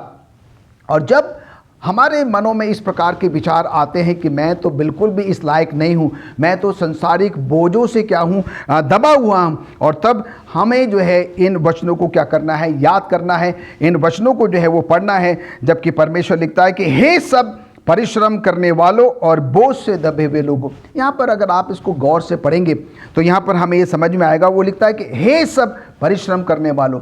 यहाँ पर ना तो किसी स्त्री जाति का बोध है, ना किसी पुरुष जाति का बोध है, ना किसी बच्चे, जवान या बुजुर्ग के लिए। यहाँ पर परमेश्वर सबके लिए वो बात कर रहा है, चाहे हम बच्चे हैं, जवान हैं, बुजुर्ग हैं, महिला है, पुरुष हैं, हम कोई भी क्यों ना हो। यहाँ लिखता है कि हे सब परिश्रम करने वालों और बोझ से दबे हुए लोगों, मेरे पास आओ, मैं तुम्हें विश्राम दूंगा। अब यहाँ पर सवाल ये उठता है कि प्रभु यीशु मसीह जो है वो किस बोझ की जो है बात कर रहे हैं, प्रभु यीशु मसीह जो है वो किस विश्राम की जो है वो बात कर रहे हैं। और जैसे कि मैंने आपको कुछ समय पहले बताया है कि हम कई बार जो है अपने आप को जो है पाप में, गुनाह में दबा हुआ पाते हैं, उस बोझ के तले जो है वो पड़ा हुआ जो है वो पाते हैं। और अगर हम सोचते हैं कि हम उस बोझ में जो है वो दबे हैं, पड़े हैं, और इसलिए जो है हम प्रभु के काम को जो है वो नहीं कर सकते हैं, तो ये हमें सुनने की जो है वो ज़रूरत है। यहाँ पर लिखता है कि अगर मैं अपने आप को पाप में के बोझ में दबा हुआ महसूस करता हूँ, तो संत पौलुस जो है दूसरा कुरिन्थियों उसका 5वां अध्याय और उसके 4 पद में लिखता है, और हम इस डेरे में या घर में रहते हुए बोझ से दबे हुए करहाते रहते हैं, क्योंकि हम उसे उतारना नहीं चाहते, वरन और पहनना ही चाहते हैं, ताकि वो जो मरणहार है जीवन से क्या हो जाए, वो डूब जाए। तो यहाँ पर संत पौलुस जो है अपने इस वचन के द्वारा मुझे और आपको ये समझाने की कोशिश कर रहा है। कई बार जो है हम और आप क्या करते हैं, उसी पाप में, उसी गुनाह में, उसी दलदल में जो है वो पड़े रहना चाहते हैं, हम उससे जो है वो बाहर निकलना जो है वो बिल्कुल भी नहीं चाहते हैं। एक छोटा सा वाक्य है, बताया जाता है कि एक महिला थी जो कि रोड के किनारे खड़ी हुई थी और अपने सिर पर एक बहुत बड़ी जो है गठरी जो है कपड़ों से भरी हुई जो है एक तरीके से आप थैली मान लीजिए, वो लेकर जो है वो खड़ी हुई थी। और हम देखते हैं क्योंकि वो काफ़ी दूर से जो है वो पैदल चली आ रही थी और काफ़ी थक चुकी थी, और वो कुछ एक ऐसे व्यक्ति की तलाश में थी कि कोई उसको ऐसा व्यक्ति मिल जाए जो क्या करे, उसको कुछ दूरी तक जो है उसको जो है वो मदद कर दे, जिससे कि वो आराम से क्या करें, अपने उस रास्ते को जो है वो तय कर सकें। और हम यहाँ पर देखते हैं कि कुछ समय के बाद एक कार जो है वहाँ पर आती है और वो कार वहाँ पर रुकती है, और ये महिला जो है उस कार के ड्राइवर से कहती है कि भाई साहब, क्या मुझे जो है आप अपने कार में बिठाकर कुछ दूरी तक जो है वो छोड़ देंगे, क्योंकि मैं काफ़ी दूर से आ रही हूँ और मेरे सिर पर जो है ये गठरी है और इससे मैं जो है वो काफ़ी थक चुकी हूँ। और कार का ड्राइवर जो था बड़ा दयालु था, और हम देखते हैं कि वो अपने कार के दरवाजे को खोलता है और इस महिला को जो है अपने कार में बिठा लेता है। और कुछ समय की दूरी तय करने के बाद हम क्या देखते हैं कि कार का जो ड्राइवर है अपने वो सामने के आईने से जो है वो क्या देखता है कि ये महिला जो है जिसको कि उसने अपने कार में बिठाया है, और उसने कहा अपनी जो वो गठरी जो है, वो जो बोझ है, उसने क्या किया, कार में नीचे नहीं रखा, पर अभी भी जो है कार में बैठने के बावजूद भी उस गठरी को, उस बोझ को उसने क्या किया है, अपने सिर पर रखे रखा है। और हम देखते हैं कि कुछ समय के बाद वो ड्राइवर जो है अपनी कार को रोकता है और उस बुजुर्ग महिला से कहता है कि माता जी, आप ये जो बोझ है, जो गठरी आपने अपने सिर पर अभी रखी हुई है, इसको सिर पर रखने की आप ज़रूरत नहीं है, आप इसको क्या करें, कार में नीचे रख दें, जिससे कि आप आराम जो है वो महसूस करें। और हम यहाँ पर देखते हैं कि तब जो है इस महिला को जो है वो समझ में आता है। कई बार हमसे भी जो है इस प्रकार की गलती जो है वो हो जाती है। हम क्या करते हैं कि इस जीवन यात्रा में जो है हम अपने उन पापों को, गुनाहों को, खताओं को जो है उसकी उस गठरी को, उसके उस बोझ को जो है वो हम निरंतर जो है अपने साथ साथ जो है वो लेकर चलते हैं। और कई बार हम इस बात को भूल जाते हैं जो कि परमेश्वर ने हमसे प्रतिज्ञा करी है कि हे सब परिश्रम करने वालों और बोझ से दबे हुए लोगों, मेरे पास आओ, मैं तुम्हें विश्राम दूंगा। जब तक कि हम अपने उन बोझों को, अपने उन पापों को, गुनाहों को, खताओं को जो है प्रभु परमेश्वर के पास लेकर नहीं जाएंगे और जब तक कि हम उसको उतारेंगे नहीं, प्रभु के चरणों में नहीं रखेंगे, तो हमें विश्राम कैसे मिलेगा, हमें जो है वो आज़ादी जो है वो कैसे मिलेगी, हमें छुटकारा जो है वो कैसे मिलेगा। और इसीलिए प्रभु परमेश्वर जो है इस उन पाप के बोझ के बारे में बात कर रहा है और वो कहता है कि मैं तुम्हें जो है एक ऐसा विश्राम दूंगा जिसकी कि तुमने जो है वो कल्पना भी जो है वो नहीं करी होगी। और हम यहाँ पर देखते हैं कि संत पौलुस जो है हमें ये सलाह देते हैं कि हम और आप क्या करें, उस गलती को ना दोहराएं।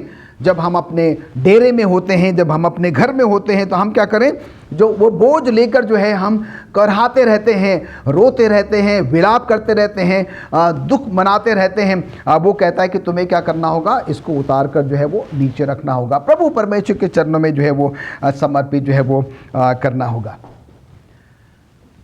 बाइबल में ऐसे बहुत सारे उदाहरण हम पाते हैं। अगर हम लूका की पत्री उसका 7वां अध्याय उसके 37 और 38वें पद में अगर जाएं तो हम यहाँ पर देखते हैं कि यहाँ पर एक पापिनी स्त्री का जो है वो उल्लेख है। और हम सब जो है इस घटना को, इस वाक़या को जानते हैं। प्रभु यीशु मसीह शमौन के घर में हैं और सारे फरीसी लोग वहाँ पर इकट्ठा हैं। और हम यहाँ पर देखते हैं कि जब इस पापिन स्त्री को ये पता लगता है कि प्रभु यीशु मसीह जो है वहाँ पर हैं, तो वो भी क्या करती है, बड़े डरते सहमते हुए जो है वहाँ पर पहुँच जाती है और प्रभु यीशु मसीह के पीछे खड़े होकर क्या करती है, वो रोने लगती है।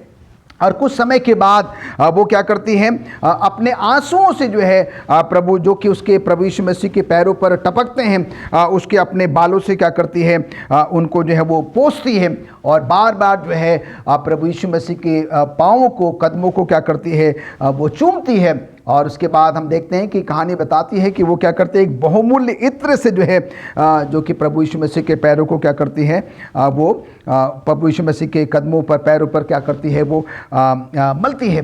तो कहने का मतलब यहाँ पर ये है। और जब प्रभु यीशु मसीह जो है इन बातों को जब वो देखते हैं तो हम देखते हैं कि वहाँ पर शमौन है, बहुत सारे ऐसे फरीसी हैं जिनके मनों में जो है बहुत उथल फुथल जो है वो मची है इस घटना को जो है वो देखकर। और हम यहाँ पर देखते हैं कि प्रभु यीशु मसीह कहते हैं कि शमौन, ना तो तुमने क्या किया, मेरा पैर धोया, ना तुमने मेरा स्वागत किया, ना तुमने मेरे लिए कुछ किया, पर ये जो महिला है जो कि पापी है, और इसने क्या किया है, मेरे लिए वो सब कुछ किया है जो तुमने मेरे लिए नहीं किया है। तो यहाँ पर हम देखते हैं कि यहाँ पर प्रभु यीशु मसीह जो है उन फरीसियों को जो है, खास तौर से शमौन को जो है ये समझाने की कोशिश कर रहे हैं, उनको बताने की कोशिश कर रहे हैं, तुम्हारे मन में इस प्रकार के जो सवालात उत्पन्न हो रहे हैं इस पापिनी स्त्री को लेकर कि ये पापिनी स्त्री जो है वो आप प्रभु यीशु मसीह के पास कैसे आ गई, कैसे हमारी इस संगति में जो है वो आ गई। पर हम यहाँ पर देखते हैं कि प्रभु यीशु मसीह ने जो है अंत में ये उससे कहा कि जा, मैं तेरे पापों को क्या करता हूँ, माफ़ करता हूँ। और ये महिला के बारे में आप कल्पना कर सकते हैं। और जब प्रभु यीशु मसीह ने कहा कि मैं तेरे पापों को क्या करता हूँ, माफ़ करता हूँ, और ये उछलती कूदती हुए जो है अपने गांव से गांव आगे जाती है और लोगों को जो है प्रभु यीशु मसीह के बारे में क्या करती है, वो बताती है। अजीज़ों, जब हम इस महिला के बारे में चिंतन करते हैं, मनन करते हैं, तो एक ऐसी पापिनी स्त्री है, ना जाने उसने कितने पाप किए होंगे, पर जब उसको प्रभु यीशु मसीह के बारे में पता लगा तो उसने क्या है कि अपना सारा बोझ लेकर क्या है कि वो प्रभु यीशु मसीह के कदमों पर जो है वो आ गई। अपने आंसुओं से जो है प्रभु यीशु मसीह के पाँवों को, कदमों को क्या कर दिया, वो गीला कर दिया। अपने बालों से जो है उसने क्या किया, प्रभु यीशु मसीह के कदमों पे, पाँव पे जो आंसू गिरे थे उसको जो है अपने बालों से जो है वो पोंछा। और उसके बाद हम देखते हैं कि बड़ा बहुमूल्य इत्र जो है प्रभु यीशु मसीह के क्या किया, उसमें पाँव में जो है उसने मला। और हम यहाँ पर देखते हैं कि कई ऐसे बाइबल स्कॉलर्स हैं, वो बताते हैं कि ये जो इत्र उसने जो लाया था वो बहुत ही क्या था, वो कीमती था, बहुत ही मूल्यवान था। और कई लोग ये भी कहते हैं कि भाई उसको ऐसा करने की क्या ज़रूरत थी, काश वो क्या करती, उन्हीं पैसों को जो है गरीबों में या अनाथों में या दूसरे किसी और काम में जो है वो लगा देती। पर उसने क्या किया, इतना बहुमूल्य इत्र जो है लाकर प्रभु यीशु मसीह के कदमों पर क्या कर दिया, डाल दिया। और हम यहाँ पर देखते हैं कि प्रभु यीशु मसीह कहते हैं कि प्रभु यीशु मसीह तो जो है वो जान जाते हैं कि इनके मनों में जो है वो क्या उथल पुथल चल रही है, ये क्या सोच विचार जो है वो कर रहे हैं। और वो कहते हैं कि मैं तो जो है तुम्हारे साथ थोड़े समय के लिए रहूँगा और बाकी दुनिया के लोग जो है तुम्हारे साथ क्या करेंगे, बहुत समय तक रहेंगे। और जो कुछ इसने किया है वो बहुत ही उत्तम, बहुत ही उम्दा जो है वो किया है। और हम यहाँ पर देखते हैं कि ये महिला जो है, जो कि पापीनी है, प्रभु यीशु मसीह के पास आती है और जब प्रभु यीशु मसीह उसके पापों को, गुनाहों को माफ़ कर देते हैं और वो क्या करती है, गांव-गांव जाकर जो है प्रभु यीशु मसीह की जो है वो चर्चा करती है, प्रभु यीशु मसीह के बारे में जो है वो लोगों को जो है बताती है। हम जो है अगर यूहन्ना उसका 4था अध्याय अध्ययन करें, मनन करें, तो हम यहाँ पर देखते हैं कि यहाँ पर एक सामरी स्त्री की जो है वो कहानी है। और हम सब जानते हैं कि दोपहर का वक्त है, प्रभु यीशु मसीह जो है उस कुएं के पास पानी पीने के लिए आते हैं। और क्योंकि उस ज़माने में जो है सामरी स्त्रियों का जो है ऐसे सुबह के समय में या जब लोग कुएं के आसपास होते हैं या लोग उस समय जब पानी भरने जाते हैं तो हम देखते हैं कि इनका वहाँ पर जाना जो है वो वर्जित था। ये लोग जो है ऐसे समय में, जबकि बाकी औरतें जो हैं, बाकी लोग जब कुएं में पानी भरने आते थे तो ये लोग जो है उस समय वहाँ पर नहीं जा सकते थे। और इसलिए जो है हम देखते हैं कि इस सामरी स्त्री ने जो है उस दोपहर का समय जो है वो चुना, जब अक्सर जो है लोग क्या करते हैं कि अपने अपने जो है वो घरों में होते हैं। और हम यहाँ पर देखते हैं कि वो समय था जबकि ये सामरी स्त्री जो है उस कुएं में पानी भरने के लिए जाती है और वहाँ पर वो प्रभु यीशु मसीह को क्या करती है, वो देखती है। और जब वो वार्तालाप होता है प्रभु यीशु मसीह और सामरी के बीच में, तो हम यहाँ पर देखते हैं कि प्रभु यीशु मसीह जो है उस सामरी स्त्री को जो है उसकी पूरी जीवन की जो घटनाएं घटी हैं उसको क्या कर देते हैं, वो प्रकाशित कर देते हैं, उसको उजागर कर देते हैं।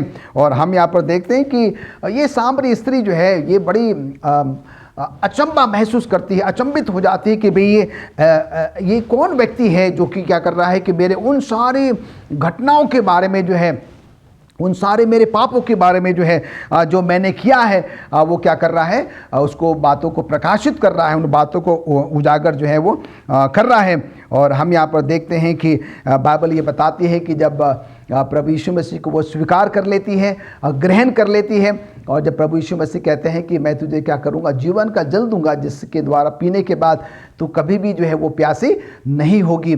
और जब उसको ये बात पता चल जाती है तो बाइबल बताती है कि वो क्या करती है, गांव-गांव जाती है और प्रभु यीशु मसीह के बारे में जो है उन सब लोगों को क्या करती है, वो बताती है। एक बहुत बड़ी गवाही, एक बहुत बड़ी साक्षी के तौर पर वो क्या करती है, प्रभु के बारे में जो है लोगों को बताती है। एक बहुत बड़ी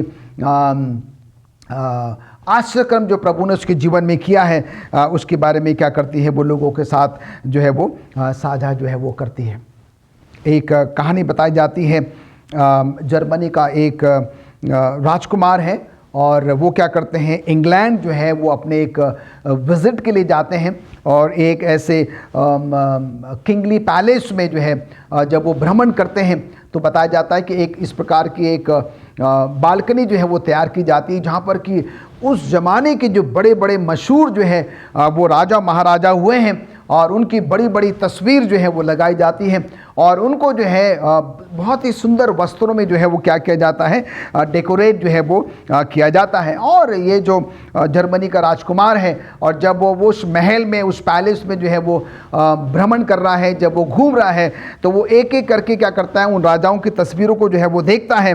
और हम यहाँ पर देखते हैं कि अंत में जो है वो एक ऐसी तस्वीर के पास आता है, एक ऐसे फ़ोटो के पास आता है और जहाँ पर कि जो है ये फ़ोटो उन बाकी फ़ोटो से बिल्कुल भी फ़र्क है, बिल्कुल भी अलग है।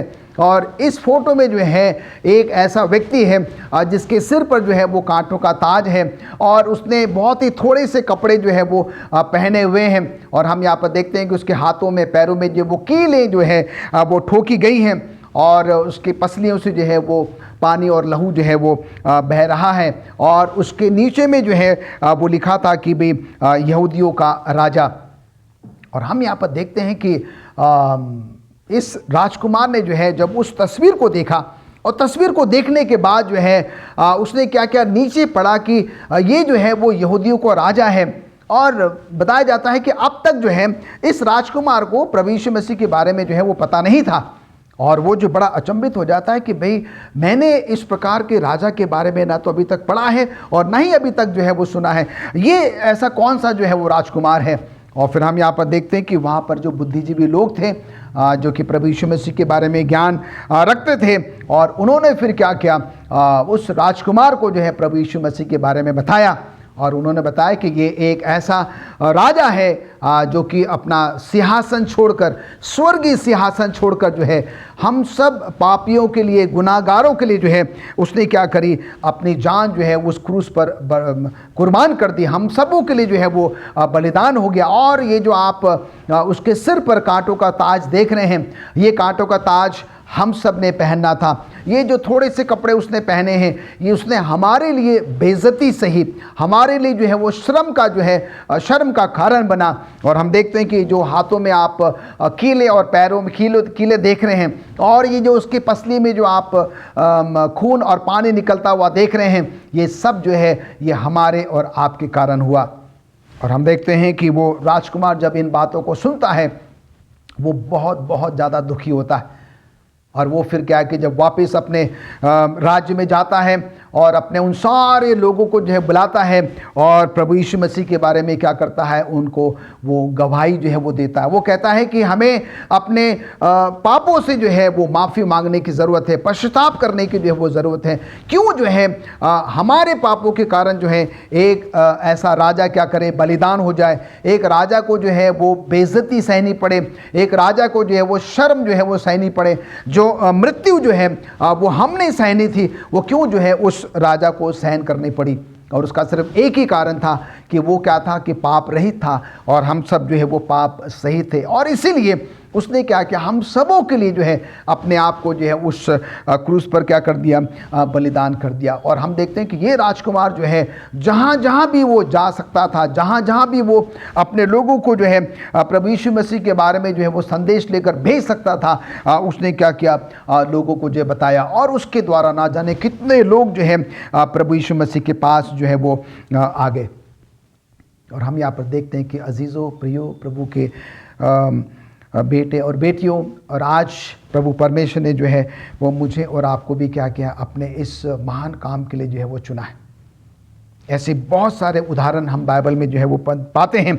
2-3 उदाहरण जो है वो हम और देखेंगे इससे पहले कि हम आज के संदेश को जो है वो समाप्त करें। और हम यहाँ पर देखते हैं कि एक ऐसा बोझ जो क्या करता है, हम लेकर चलते हैं, जिसकी वजह से हम अपने दैनिक जीवन में जो है वो थोड़ा चिंतित हो जाते हैं, हम परवाह करने जो है वो लगते हैं।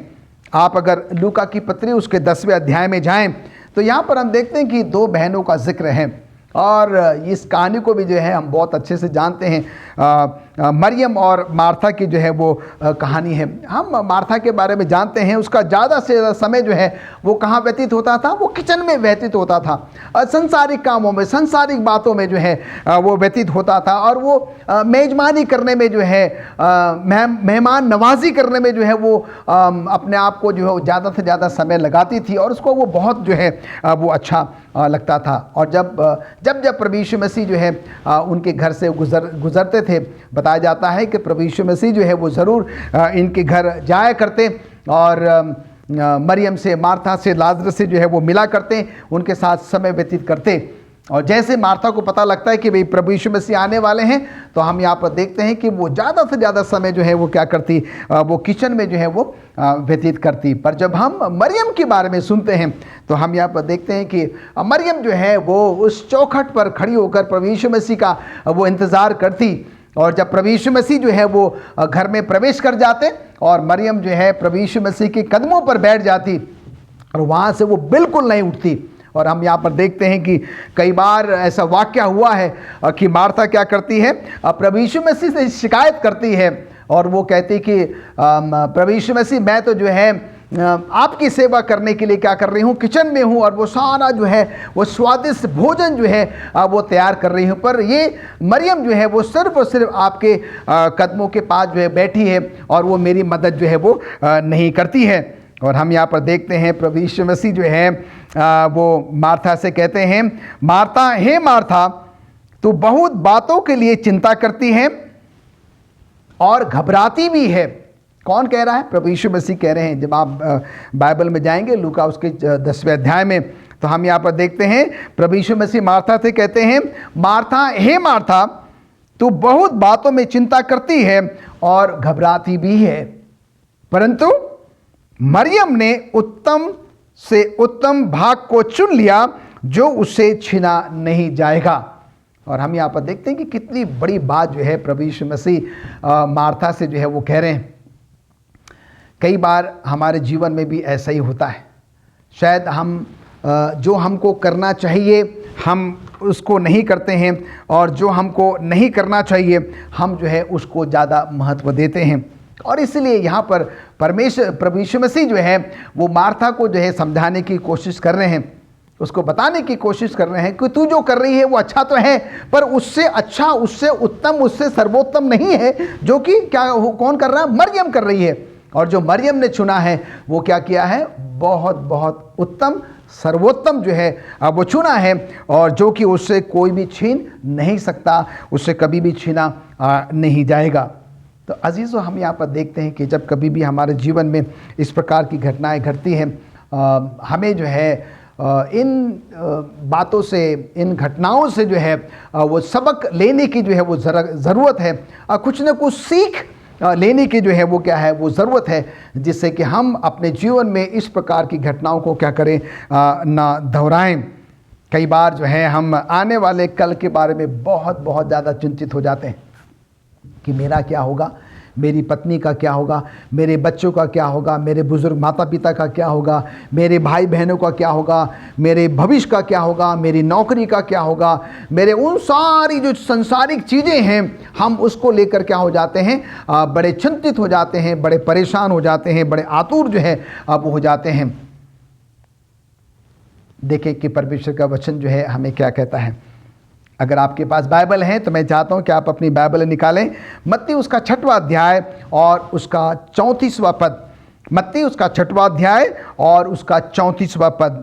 यहाँ पर लिखता है, अतः कल की चिंता मत करो, क्योंकि कल का दिन अपनी चिंता आप कर लेगा। ये कौन कह रहा है? प्रभु यीशु मसीह के वचन है। वो हम सबों को दिलासा देते हैं, हम सबों को सलाह देते हैं, हम सबों को बताते हैं, सिखाते हैं, समझाते हैं कि क्यों जो है हम अपने बारे में, अपने परिवार के बारे में जो है, अपने आने वाले कल के बारे में जो है क्या करते हैं, वो चिंता करते हैं। उनका साफ साफ कहना है कि कल की चिंता मत करो, क्योंकि कल का दिन अपनी चिंता आप कर लेगा। ये बहुत ही ज़रूरी है, बहुत ही लाजमी है कि हम और आप क्या करें, किसी भी बात की जो है वो चिंता ना करें। अब हमको करना क्या है? जब हम चिंता ना करें तो अब हमको करना क्या है? आइए हम एक आयत और देखेंगे। मत्ती उसका 6वां अध्याय और उसका 33वां पद। मत्ती उसका 6वां अध्याय और उसका 33वां पद, जहाँ पर इस प्रकार से लिखता है, और इसलिए पहले तुम परमेश्वर के राज और उसके धर्म की खोज करो तो ये सब वस्तुएं तुम्हें अपने आप मिल जाएंगी। अगर मैं और आप, अगर हम क्या करते हैं, कल की चिंता करते हैं, जो कि परमेश्वर के वचन ने हमें बताया है कि हमें कल की चिंता करने की ज़रूरत नहीं है, क्योंकि जब कल आएगा तो कल का दिन अपनी चिंता अपने आप कर लेगा। क्यों? क्योंकि हमारा परमेश्वर जो है, जो कि सर्वशक्तिमान परमेश्वर है, जिसने हमें और आपको अपने स्वरूप में बनाया है, जब वो पक्षियों को दे सकता है तो हमें क्या नहीं देगा? जानवरों को दे सकता है तो क्या हमें जो है वो नहीं देगा? और इसलिए जो है हमें और आपको बिल्कुल भी चिंता नहीं करने की जो है वो हिदायत दी गई है। और अगर हमें करना क्या है, जो कि हमने मत्ती उसके 6वें अध्याय में 33वें पद में पढ़ा है, और इसलिए तुम जो है पहले तुम परमेश्वर के राज और उसके धर्म की खोज करो और ये सब वस्तुएं तुम्हें क्या हो जाएंगी? मिल जाएंगी। जब हम सब मिलकर क्या करते हैं, सबसे पहले जो है परमेश्वर के राज और उसके धर्म की खोज करते हैं, तो ये जो सारी जो वस्तुएं हैं जिसकी कि हम चिंता करते हैं वो क्या हो जाएंगी, हमें अपने आप ही जो है वो मिल जाएंगी। अजीज़ों, हम यहाँ पर देखते हैं कि हम चिंता करके जो है वो कुछ भी नहीं कर सकते। चिंता जो है, अगर हम निरंतर चिंता करते रहेंगे और एक समय आएगा और ये चिंता जो है वो चीता में बदल जाएगी। चीता का मतलब होता है कि जब हम मनुष्य जो है वो मृत हो जाता है, मर जाता है, और उसके उस मृत शरीर को जो है अब वो हम चीता कहते हैं। और इसलिए बार बार परमेश्वर जो है अपने वचनों के द्वारा क्या कर रहा है, मुझे और आपको सलाह दे रहा है कि हमें चिंता करने की ज़रूरत नहीं है। अजीज़ों, एक और बात हमें ध्यान रखने की ज़रूरत है।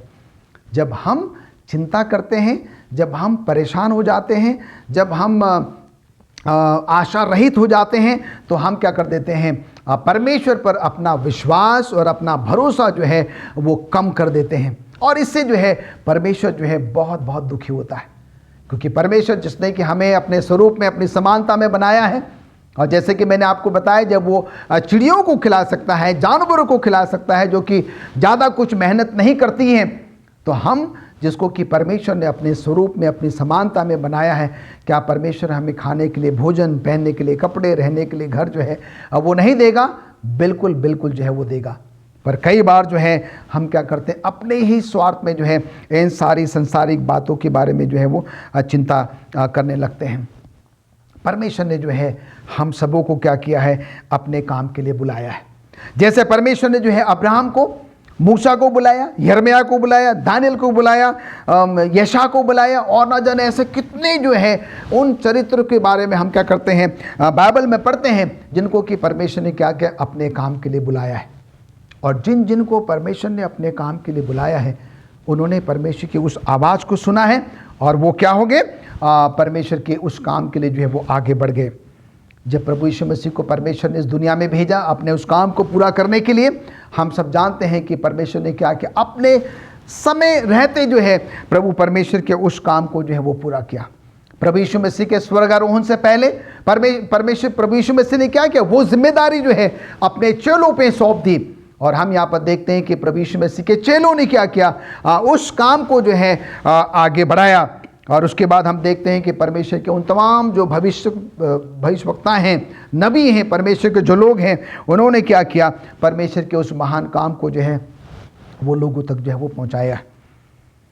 आज बारी मेरी और आपकी है। आज परमेश्वर जो है मुझसे और आपसे जो है ये सवाल करता है कि क्या मैं और आप जो है परमेश्वर के उस महान संदेश को जो है लोगों तक लेकर जाने के लिए तैयार हैं। मैं इस बात से बिल्कुल भी नहीं हिचकिचाऊंगा कि हम जितने भी आज इस दुनिया में हैं, जितने भी हम परमेश्वर के जो शुक्रगुजार हैं, कारगुजार हैं, परमेश्वर ने हम सबों को जो है अपने काम के लिए तभी चुन लिया था जब हम अपने माता की क्या थे, गर्भ में थे। और परमेश्वर ने क्या किया, हम सबों को जो है अपने उस काम के लिए जो है वो चुना है। संत पौलुस कहता है अंग्रेजी में, O unto me if I don't preach the gospel. हाय मुझ पर अगर मैं परमेश्वर का सुसमाचार प्रचार ना करूं। प्रियो अजीजों, आज का दिन, आज का समय जो है वो हम सबके पास है। बीता हुआ कल हमेशा हमेशा के लिए चला गया। आने वाला जो भविष्य का कल होगा वो हमारे अधीन में नहीं है। हम नहीं जानते कि हम कल के उस दिन को देख पाएंगे या नहीं देख पाएंगे, पर आज का दिन जो है परमेश्वर ने मुझे और आपको दिया है। आइए हम और आप क्या करें, उस दिन का जो है पूरा जो है वो फ़ायदा उठाएं, और जो कुछ भी जो है हम प्रभु परमेश्वर के लिए कर सकते हैं। क्या मैं और आप ये कह सकते हैं कि प्रभु मुझे भेज, मैं जाऊंगा? हम क्या परमेश्वर से ये प्रतिज्ञा कर सकते हैं? अजीज़ों, ये समय है कि हम सब क्या करें, परमेश्वर से प्रतिज्ञा करें, परमेश्वर से कहें, प्रभु मैं जैसा भी हूँ मुझको आप स्वीकार करें, और मैं आपके सुसमाचार को लोगों तक ले जाने के लिए जो है वो तैयार हूँ, तू मुझे भेज। परमेश्वर बहुत बहुत खुश होगा जब हम प्रभु परमेश्वर के काम को क्या करेंगे, लोगों तक जो है वो लेकर जाएंगे। आइए परमेश्वर हम सबों को बहुत बहुत ऐसे आशीष और बरकत दे। आइए हम प्रार्थना करें। स्वर्गीय पिता परमेश्वर, हम आपके हृदय से धन्यवाद देते हैं आज के पवित्र वचनों के लिए। प्रभु जो कुछ भी हमने सुना है, हमारी मदद करें कि उनको हम अपने जीवनों में अमल करने वाले बने। प्रभु धन्यवाद देते हैं कि आपने हमें अपने काम के लिए चुना है। प्रभु आज हम आपसे प्रतिज्ञा करते हैं कि हम ये कहना चाहते हैं कि मैं जाऊंगा, प्रभु हम जाएंगे, जब हम आपके काम को लेकर जाएंगे प्रभु, ज़्यादा से ज़्यादा लोगों को आपके शुभ संदेश के बारे में बताएंगे, लोगों को तैयार करेंगे, जिससे कि आपकी आमद जो है प्रभु बहुत ही शीघ्र हो सकेंगी। धन्यवाद देते हैं प्रभु कि आपने हमारी प्रार्थनाओं को सुना है। प्रभु यीशु मसीह के नाम से मांगते हैं, आमीन।